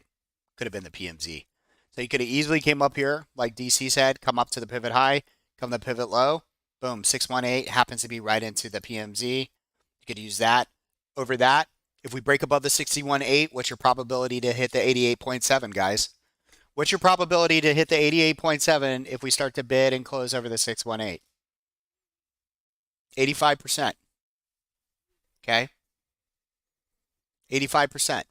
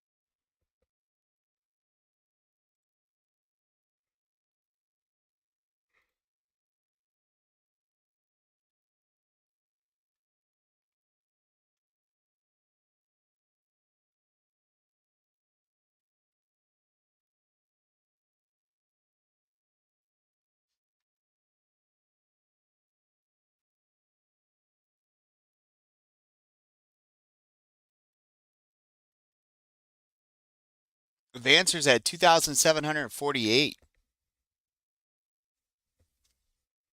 Whew, that's a lot of dip.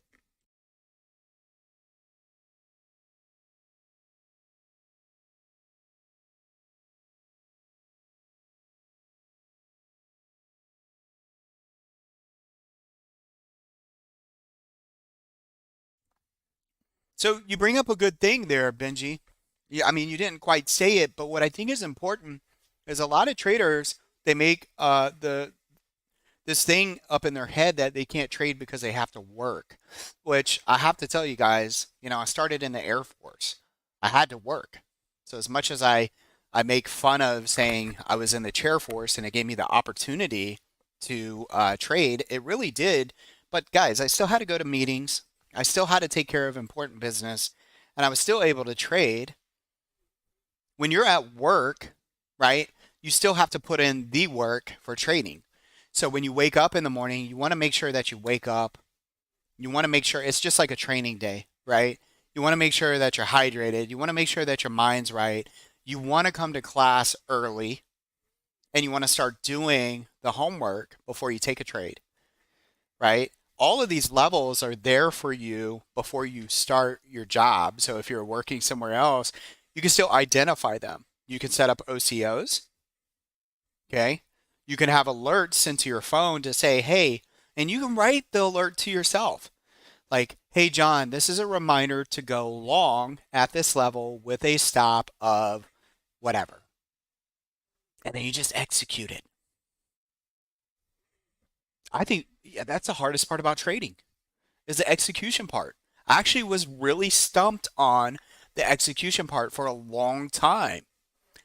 Now, I'm going to tell you, I just DGAF.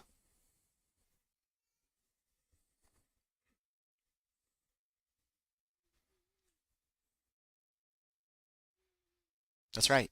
DGA, DGAF. I feel like I'm speaking a different language. DGAF, man. How do I avoid the false breakout? I was long ES out of the PMZ at 9:36. Is that 9:36 like Eastern time, Mac?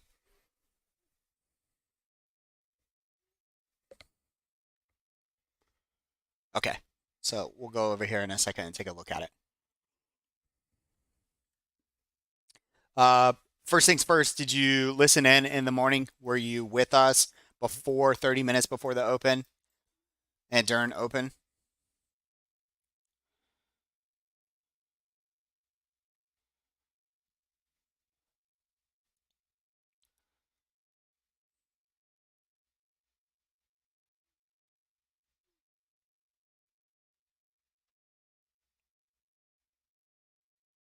Okay, cool.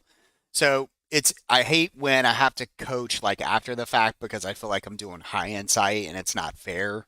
All right, so please take it with, little emphasis. It's not never your fault, right? So when I look at this, all right, the open came into the first target that I provided, right? I put these levels up there. So I'm not going to take a short because why? Does anybody know? Like, why wouldn't I take this short? I wouldn't take the short because it's just like the neutral strategy.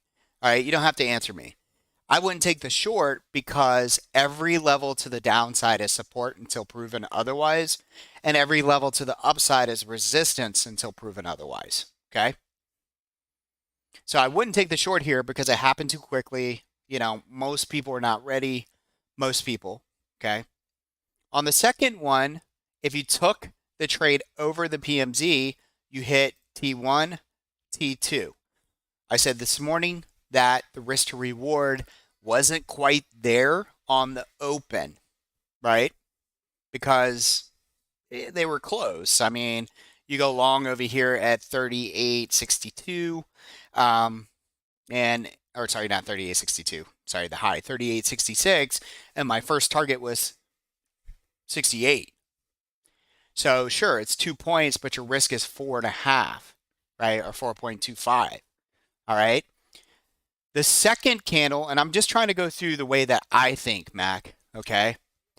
The second candle hit T2. So if you didn't take the trade until 9:36, which I think falls on this candle right here, okay? Because if you would have taken this candle, you would have made all these points. So my question to you is, why didn't you execute the first two candles that broke over the PMZ? Does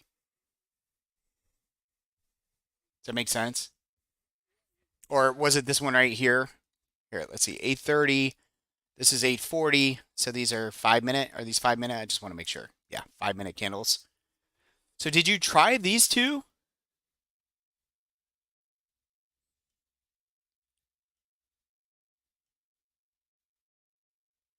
And I have a second answer for you, and I feel like this is where we say this as well. But Melissa. I don't know if you can hear me, but if Melissa and she's not gotten into futures trading, okay, so you've not gotten into futures trades yet. But what would you say in this case if you would have went long on this candle right here? I don't know if you can see it. I'm going to zoom in. Why would you have not gotten stopped out? Yeah, yeah, because exactly. Exactly. Okay, guys. So that's what I'm going for here. So if you took this trade and you commit to the candle, and again, some people are just not good at committing. Okay. They just aren't. Right. We know that in life. It's hard because you're scared. That's why you won't commit to the candle. Not you, Mac. I'm talking to anybody that's listening. Okay. This could apply to you. You're scared that that candle might just keep dropping and dropping and dropping. I get it. Okay. So again, not everybody can commit.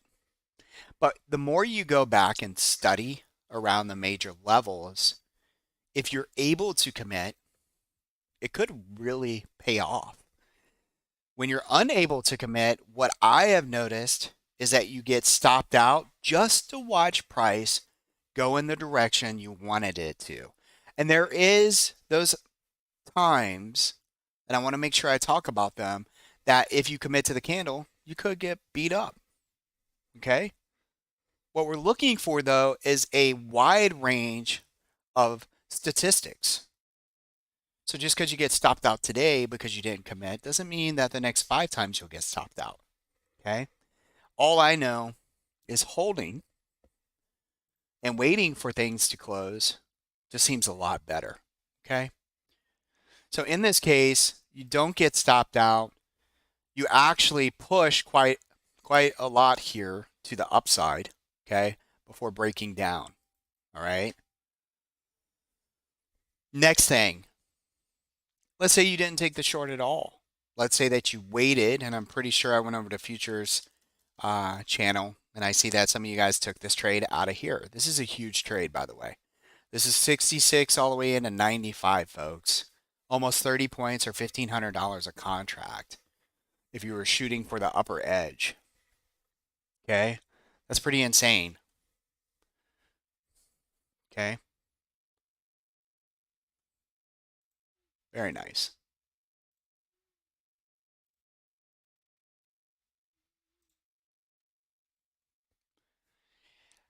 The next thing that I want to make sure on futures trading specifically to really like beat it into your heads. Okay, I was positive for the year of 2022 on my ES trades. Proud to say that. Okay, proud to say that because I don't think last year was easy. That includes options in ES futures and future trades. Okay. You have to not give up just because you get stopped a couple times. If you're following this risk up here, and honestly, from what I've gathered from listening to PH, he's doing way better than me. Okay. From what I see him writing in there, doing way better than me. Okay. Now he's using a wider stop. and it's hard to ask anybody, even me. Like nothing's always concrete. So like there's just a part of trading that has to be personal. Yeah, sure, my wrist says, I said 4.25 this morning, but sometimes, your gut might say, "Hey, let's make it 5." What he has found, what it sounds like what he has found is that by using a 10-point stop, it allows him to play out his thesis. So he's looking at the charts, he's going, okay, well, the trend looks like it's up today. I want to be going long. I'm going to give it a little bit of space to move. Okay.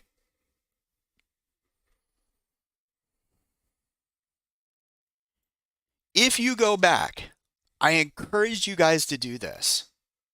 And I know so many of you have the indicators, folks. So it's not like you can't do this on your own. I want you to go back and I want you to look at the risk. And this is not going to give you, all you have to do is calculate between the two lines. If you go back and you look at the risk and you just do like 30 days as a sample, okay? That's your homework. If anybody's bored and you want to feel more confident in your trading, I don't care if you're trading SPY over the ES, PMZ, whether you're trading SPX, whatever, I want you to go back for 30 days. I want you to pretend as if, okay, so it's a hypothetical. I've already done this. Go back and see how many times you're stopped, but then when you finally get the break, how many times you're actually negative on the day. I highly encourage you to do it. What do you think the results are going to be? I'm going to tell you right now, the results are actually pretty awesome. Okay? They're pretty damn awesome. The only time that it's a complete cluster F is when? When do you think that the PMZ trading could be a complete cluster?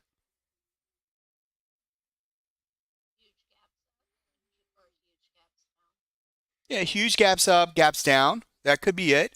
But most of all, it's on a choppy day, Melissa. But if you're learning, how do we know that it could be a very choppy day? Any answers? You can answer too, Melissa, if you want. See, we're teaching you how to identify this stuff before it happens. That's what's so cool about what we do, right? So how, yeah,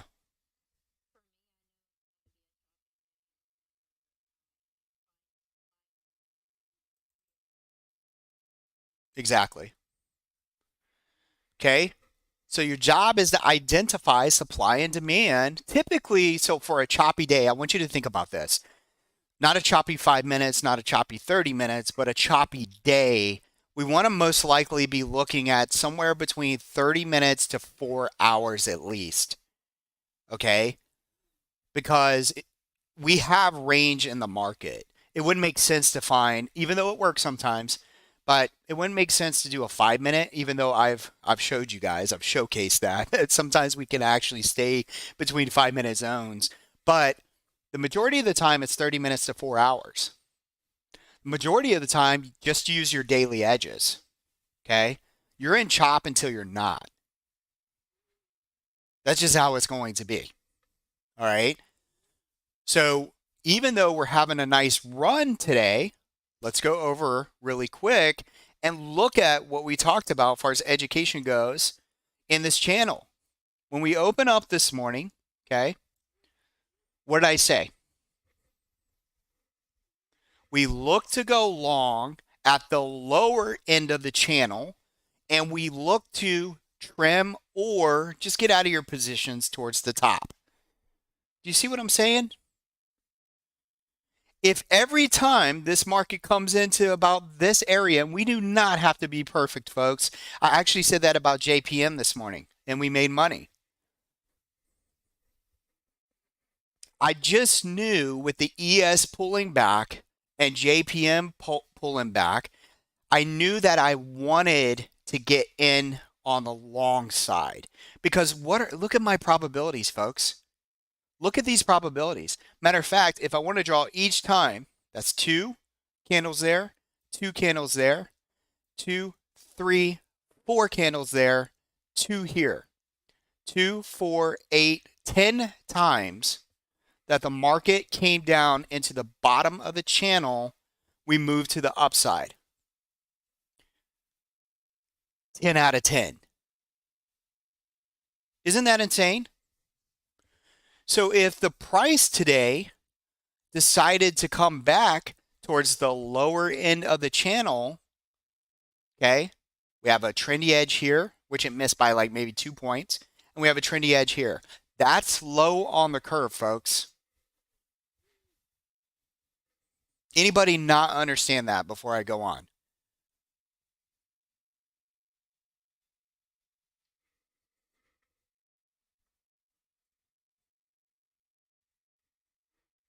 Anybody?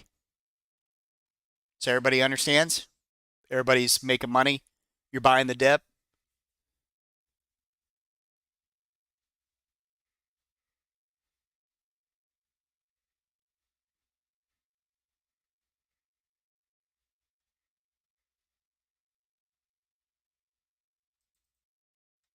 All right. As we approach the upper end of the curve, we're just raising stops just like Melissa just did, folks. Just like Melissa just did. She, you hear this in sports, right? I bet Melissa ties her shoes just like the rest of you. Maybe. We live in Florida. There's a good chance that her and I both are wearing flip-flops or some kind of sandals right now. There's a good chance. Or nothing at all.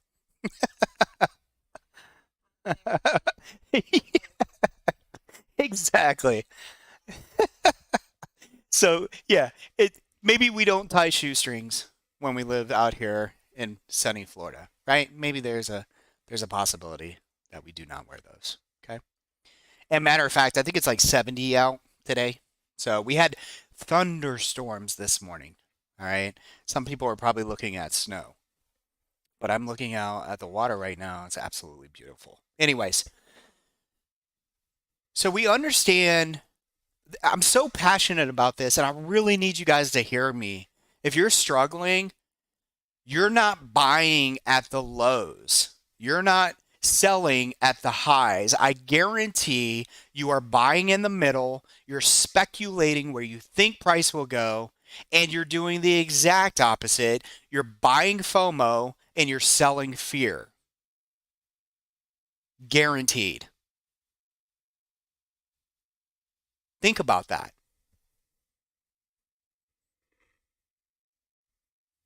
Most people lose their money, including me, right here in the middle. They're scared to buy down here.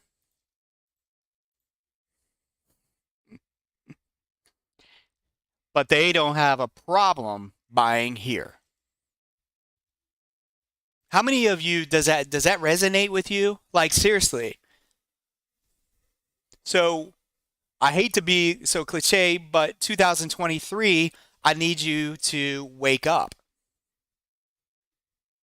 Let's not do this anymore, folks. Your risk to reward is better when price is moving down to buy calls.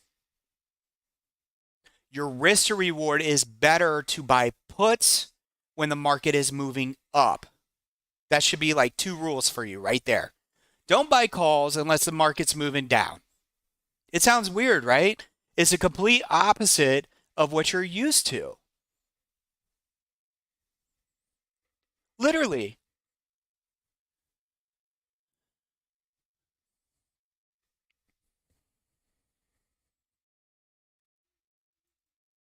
Bucky, so you say, Bucky, you say sadly, it always seems as though it's ready to take off.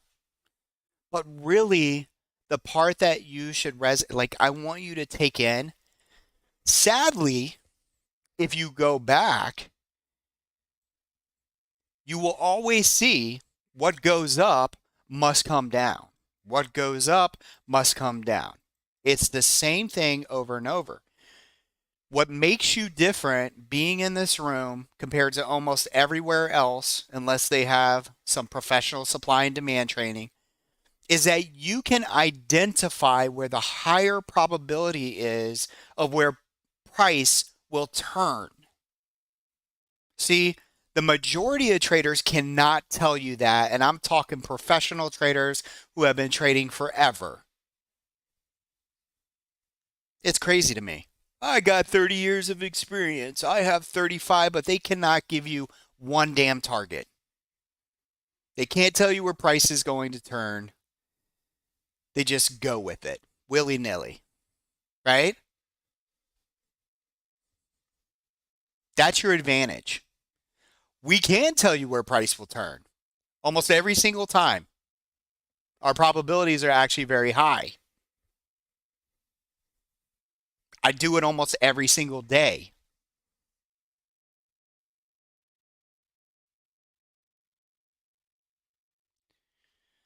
I understand where you're at.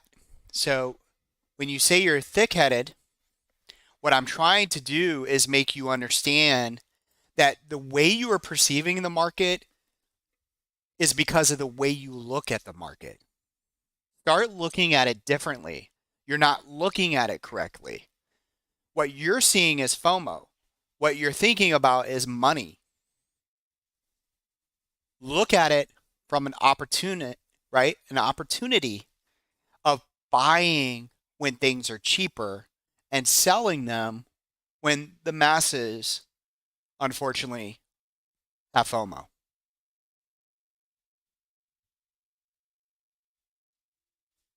You create all of this in your head. I promise you. You create the drama that you go through.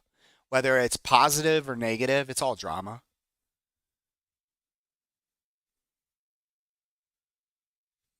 I know. Law of attraction is real, folks.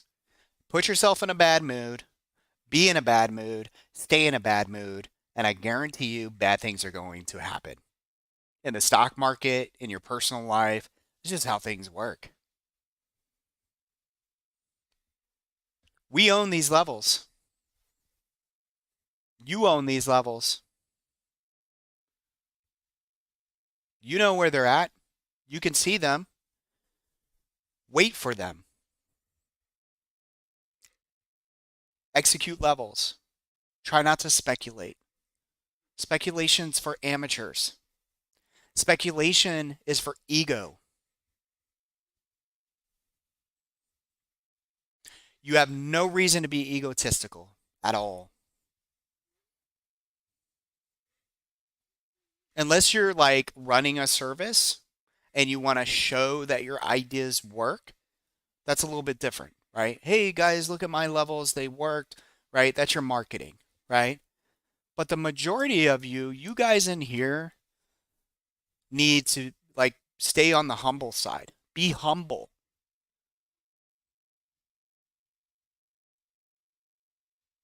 You have no reason to brag outside of here. Well, to your friends and your family. Because, I mean, it's worth bragging. You could be like, I made 100% today on Melissa's spy call. You know, depending on what kind of trader you are, right? If you're Shia, I put 12,000, 22,000 on this trade and made 22,000. That's some bragging rights there. It's like, hey, I just made a quarter or a half of what some people make in a year. It's pretty neat.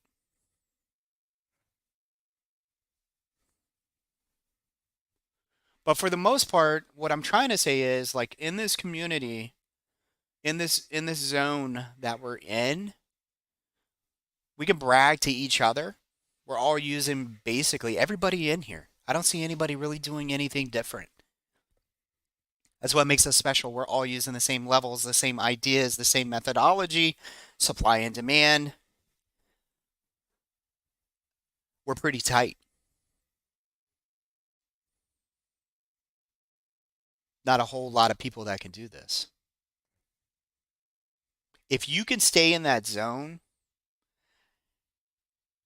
be more hard headed this way, Bucky, This is how I want you to think. When other people tell you because of news something may or may not go up or down, I want you to be hard headed then. I want you to be like, I don't give a shit about news. I want to know, are we in demand or are we in supply?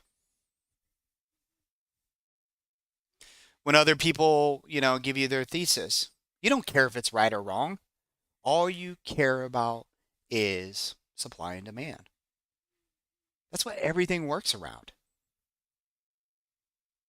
Everybody wants cheaper prices, but retail, unfortunately, they don't wait for it.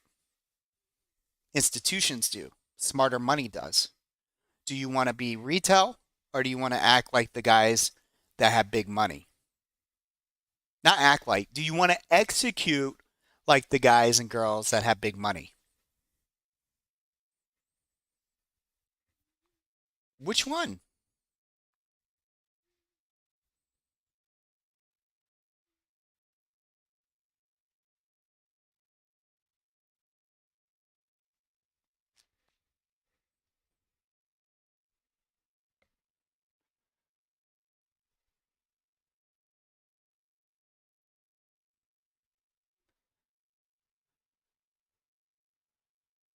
Patience, execute, manage. It's really all you have to do. Once you get the ideas down around supply and demand. Patience, execute, manage. Melissa sent me an idea this morning and I said, I like the idea. I like this idea. And I told her, I said, I like any idea as long as I can manage it. You see what I'm saying? Do you guys feel that? I'll take any trade as long as I can manage it. That's how you should be thinking. You're prepared. You understand the system. You're ready to trade. You're ready to make money in 2023. How are you going to get there? What was your biggest block last year?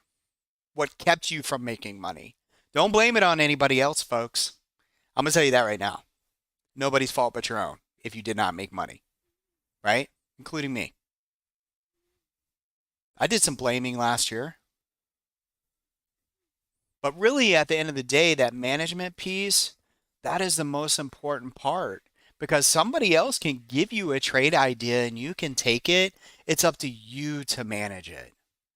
Because that person that you got that idea from, their job is to manage their trade, right?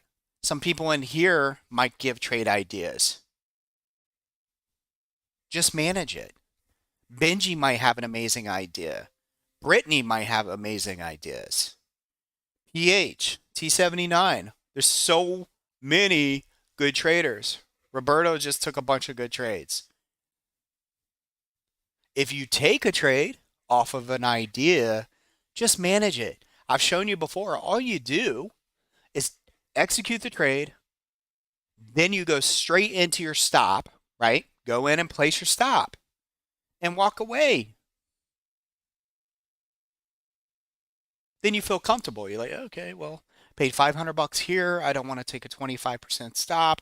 You know, potentially I could lose about 150 bucks. If I'm comfortable with that, why wouldn't I take the trade?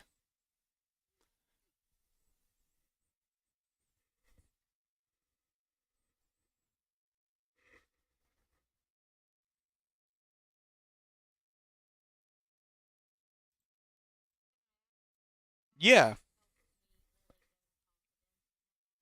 Yes.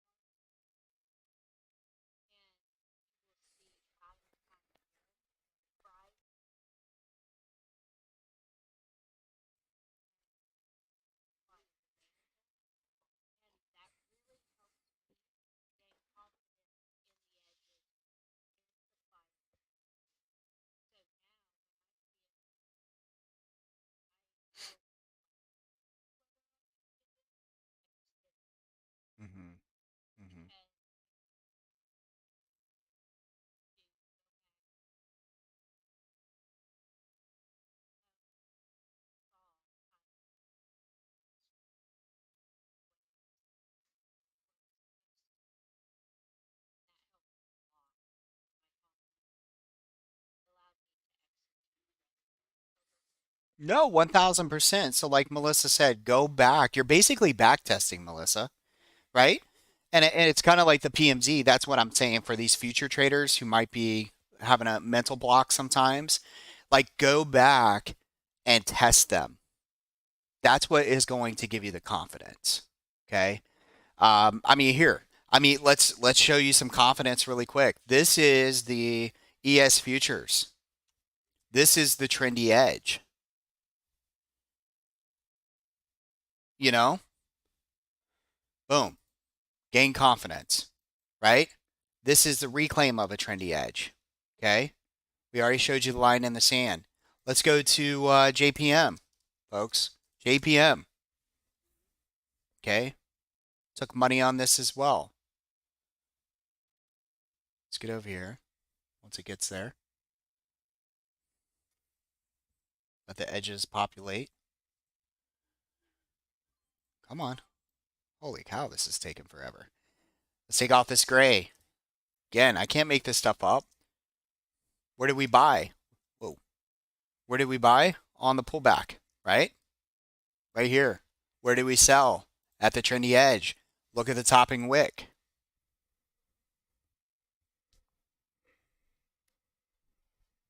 I mean, I'm only showing you two examples, but for the guys and gals that have been here with me since day one, this is like they've been listening to this for like 4 or 5 years. And Melissa and I were kind of talking about it. What was it last night, Melissa? I think so. And I mean, it's just like it's so boring but great when you've been here for a while. You know, look at JPM down here at the trendy edge, folks. Now, what about when it doesn't work? We got to talk about that. Probabilities suggest that what we're doing works more than it doesn't. Go back and back test it. You don't have to take my word for it. Just go back and back test. Okay. So, should you worry about when it doesn't work?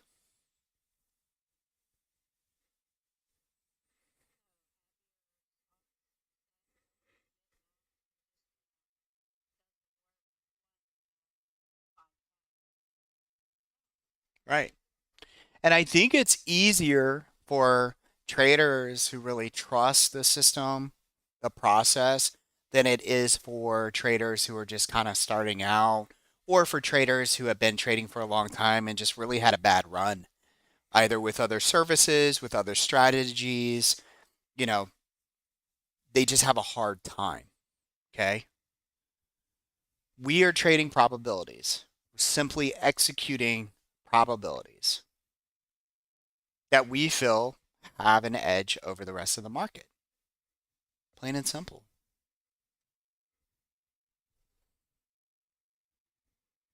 It was like yesterday, and as I, said this morning, I think in total, I mean, if you were to total up all the trades just from yesterday and today, and you look at our probabilities of winning, just look at the trades.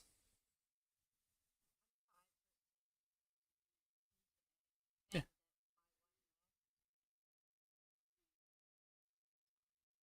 yeah, right, exactly. You know, now you can have a slump. Slumps are going to happen this year, I promise you. Your strategy will be tested. Your your self existence of being a trader will be tested at some point. But if you can come in here every day and we can have the same, I mean, it really is. We used to talk about this a lot in the Air Force when pilots get ready to fly. They don't, and I think you appreciate this anytime you take a flight somewhere. There's a very strict checklist. They got to make sure everything is ready to go. Crew members, the airplane, there's so much that is based on that mission or that flight. One thing goes wrong, the whole thing's a disaster, right? So trading, I really do feel like you have to have a very strict process. You can be loose as well when things are going in your favor. It can be a little fun. There's nothing wrong with being fun. You don't want to make this like too strict because I think there's a fine line there, right? And I think it's important we talk about that. There's a fine line because if you're too strict and you're trying to be too exact, when you lose, you're going to beat yourself up.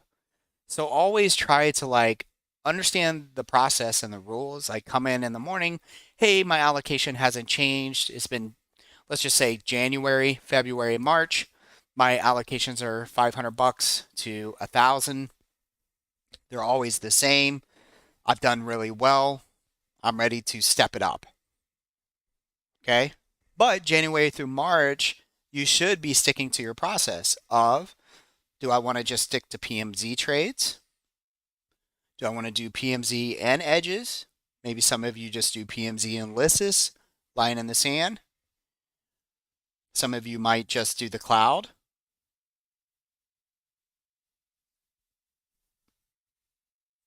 You know what your allocation is. You know what you're willing to lose. You know what your stops are put at.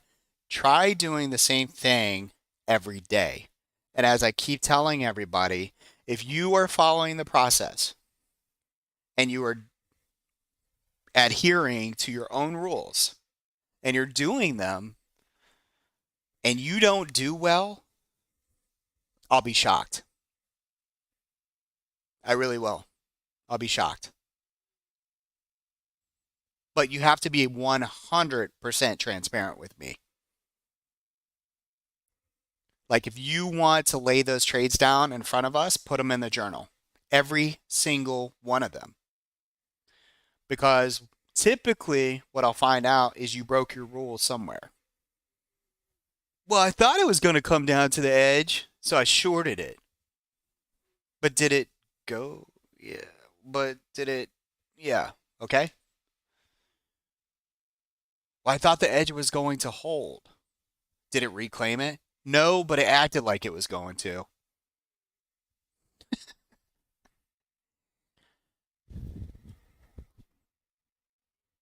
Well, everybody was talking about Apple, man. And then like this unusual option activity came in for calls and it was like $30 million worth. So I took them.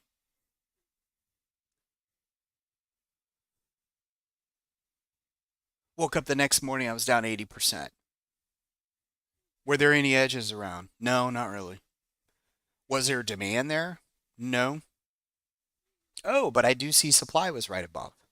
Damn it. Typically, that's how you mess up. It's true. It's how I mess up. It's how a lot of people mess up. I was anticipating the ES futures would go over the PMZ. I got stopped out. Happens to me too. Speculation, folks.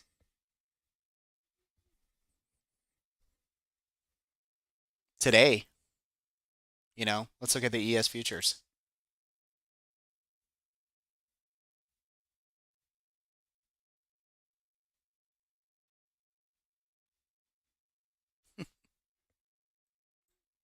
Right? Can I have speculation right now? What would your speculation be? Let's just be real. What is your speculation? That's the channel. My speculation yesterday, I sent out a note and I apologize. I sent it out to Simpler at the end of the day on my speculation, what I saw going into today. It was exactly this. Trading within this range, nothing would change. That is speculation.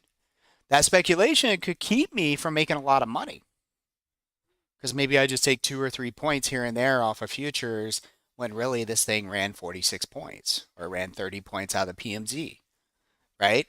So speculation or having a bias can have an effect or impact on your overall success in trading. Okay. My speculation is one thing. Using probabilities to come up with a trading idea goes like this, in my opinion. And I'll share this with you. We have tested every side of this channel over and over. I told you it was 10 times down here. We've tested the upside of this channel several times, okay? And see, what's happening is every time we test these channels, they tend to get weaker, okay? What I like to see at the bottom of these channels is higher lows. We've created that. And at the top, if you're a bear, what you want to see are lower highs. Okay. Now, this is probably, I think, one of the smartest things to do as a trader in this scenario. Anybody have any idea what I'm going to say? Probably not. So I'm going to go ahead and say it. Okay.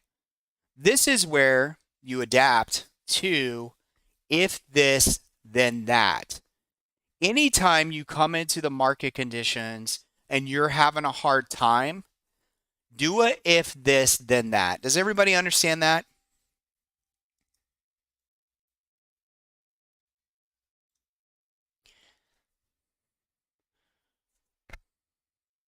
Why would I do that here? One, because I don't want to speculate. Okay, I think it can go over this area. Who knows? It could go straight back down when FOMC comes down. Okay, I think we could hit this level. How about this? If price can bid above X, I will go long with a stop of 4.25. If price comes down to my level, let's say this level, and reclaims, I will go long with a stop of 4.25. Are you guys hearing me? I already know what my loss is.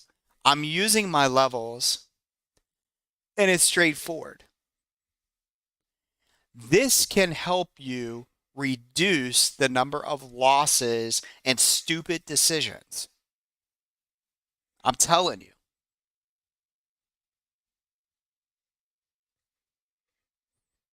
The only way you could be an expert at talking about this is for me to be very transparent with you and tell you I've made thousands of stupid decisions based off of speculation.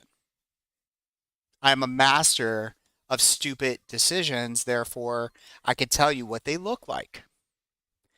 It's because you're not patient. Okay?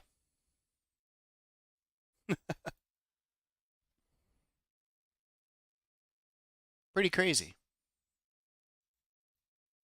You don't, I, I am a firm believer you have to lose a lot in the market to become mature in the market.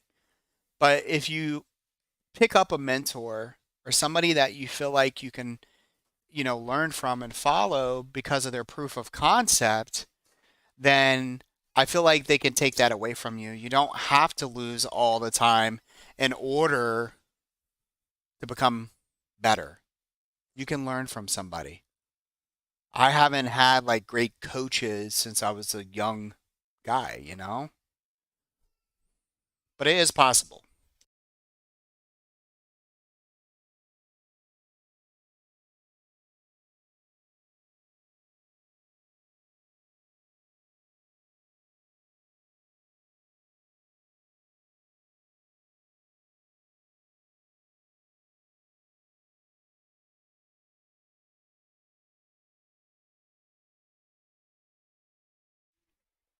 I appreciate that. I feel like I'm a good mentor. I think that Melissa's a great mentor, especially by proof of concept. I think that alerts are a proof of concept. That's it. They're just reiterating and validating what we're talking about. See?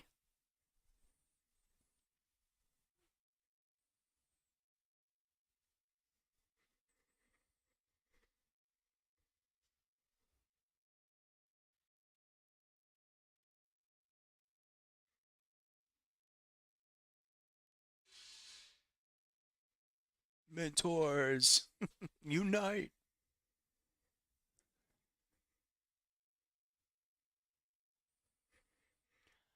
Something in your life, though, will come along this year and will challenge you to be a good trader or a bad trader. It's going to happen. But we're having these conversations so that you can listen to me, write down some notes, so that when the time comes, you can say, man, what is it that I am not doing right now at this very moment? Because you go down a wormhole. It's weird. I talk about it every year. Everybody goes down a wormhole. Okay. And you're like, what WTF just happened? Like, I don't even know. How did I just do all that? How did I just take 6 trades wrong in a row? If you drill it down, typically you'll find out why. I was careless. I was in a mood where I didn't care. I wasn't following the rules. I was in a bad mood. I was depressed. I lost a lot of money last week.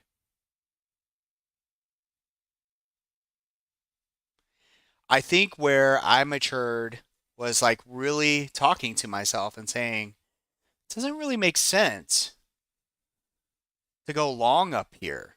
I mean, honestly, guys, like the, a great example today was JPM. It was Meta yesterday. The pullbacks were better than the breakouts.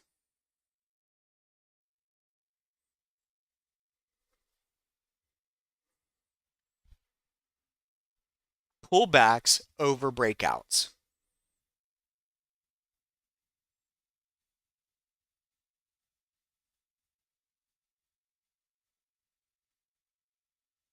It's crazy. Crazy concept.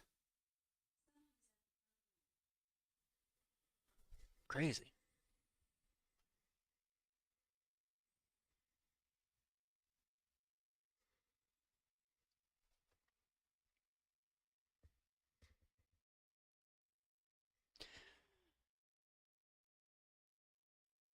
And for me to kind of close it out here going into noon, just, again, anytime you see a candle going up, I get it, guys. Say you picked a name that you really wanted to take, right?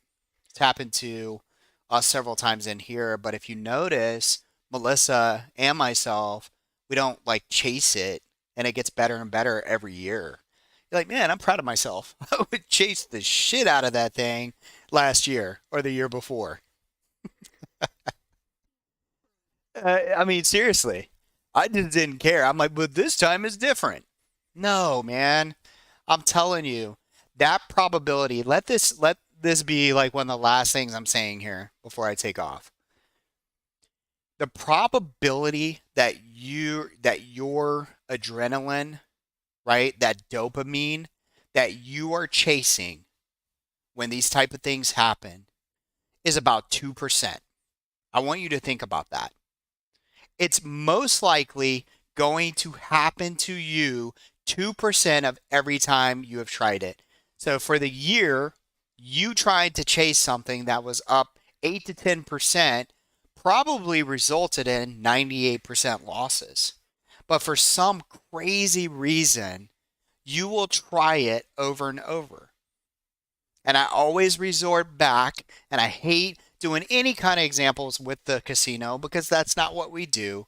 But you guys understand where I'm coming from when I share with you my craps experience where I found $100 on the floor. I rolled for 96 minutes, I think it was. That table was absolutely insane. We had people that made over $100,000 on a craps table. I had people naming their kids after me. This is no lie. Like, I'm being for real. It was insane. And I thought for the next 10, 15 years, I could repeat that. And maybe the closest I ever got was trading or rolling for about 45 minutes, maybe once.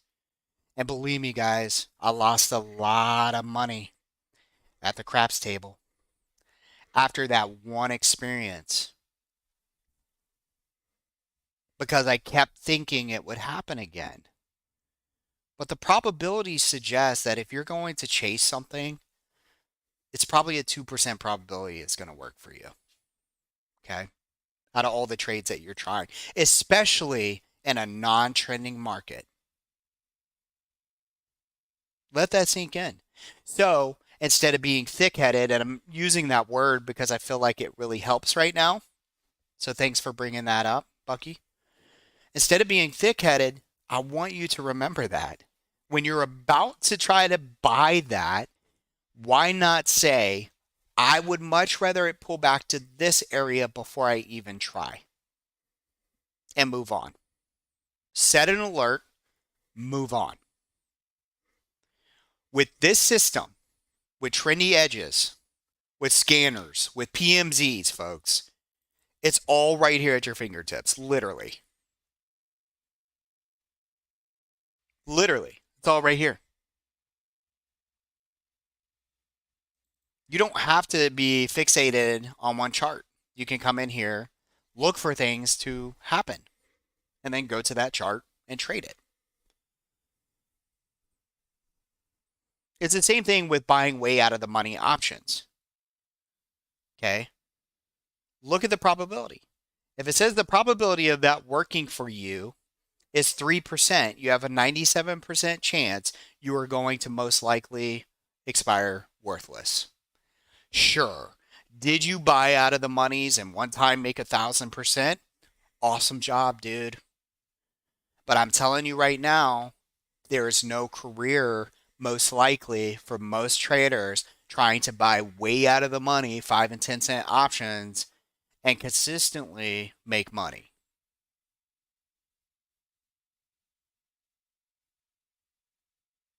And yeah, I'm not talking like 30 deltas. I'm talking even further out, by the way.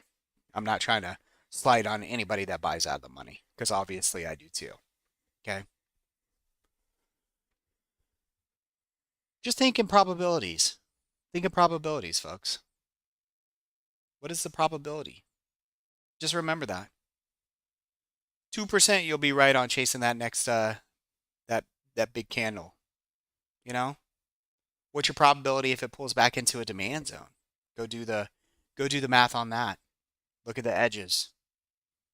What's the probability when we reclaim an edge or a zone that it works out for several points to the upside? Pretty high. All right.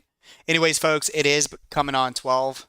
I need to hang out with my grandson and my daughter and let them give them some love. I feel like I gave you guys lots of love this morning. Been talking for probably 2.5 hours or so straight. Well, since the open.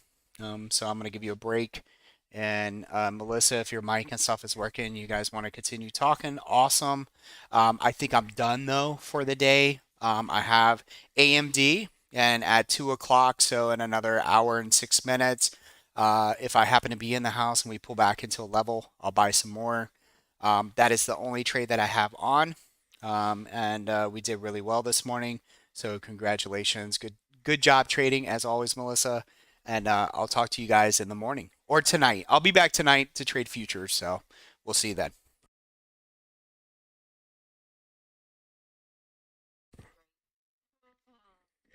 Thank you. I appreciate it. Yeah. And it's all, I think it's actually, I think I'm live. I think I'm streaming.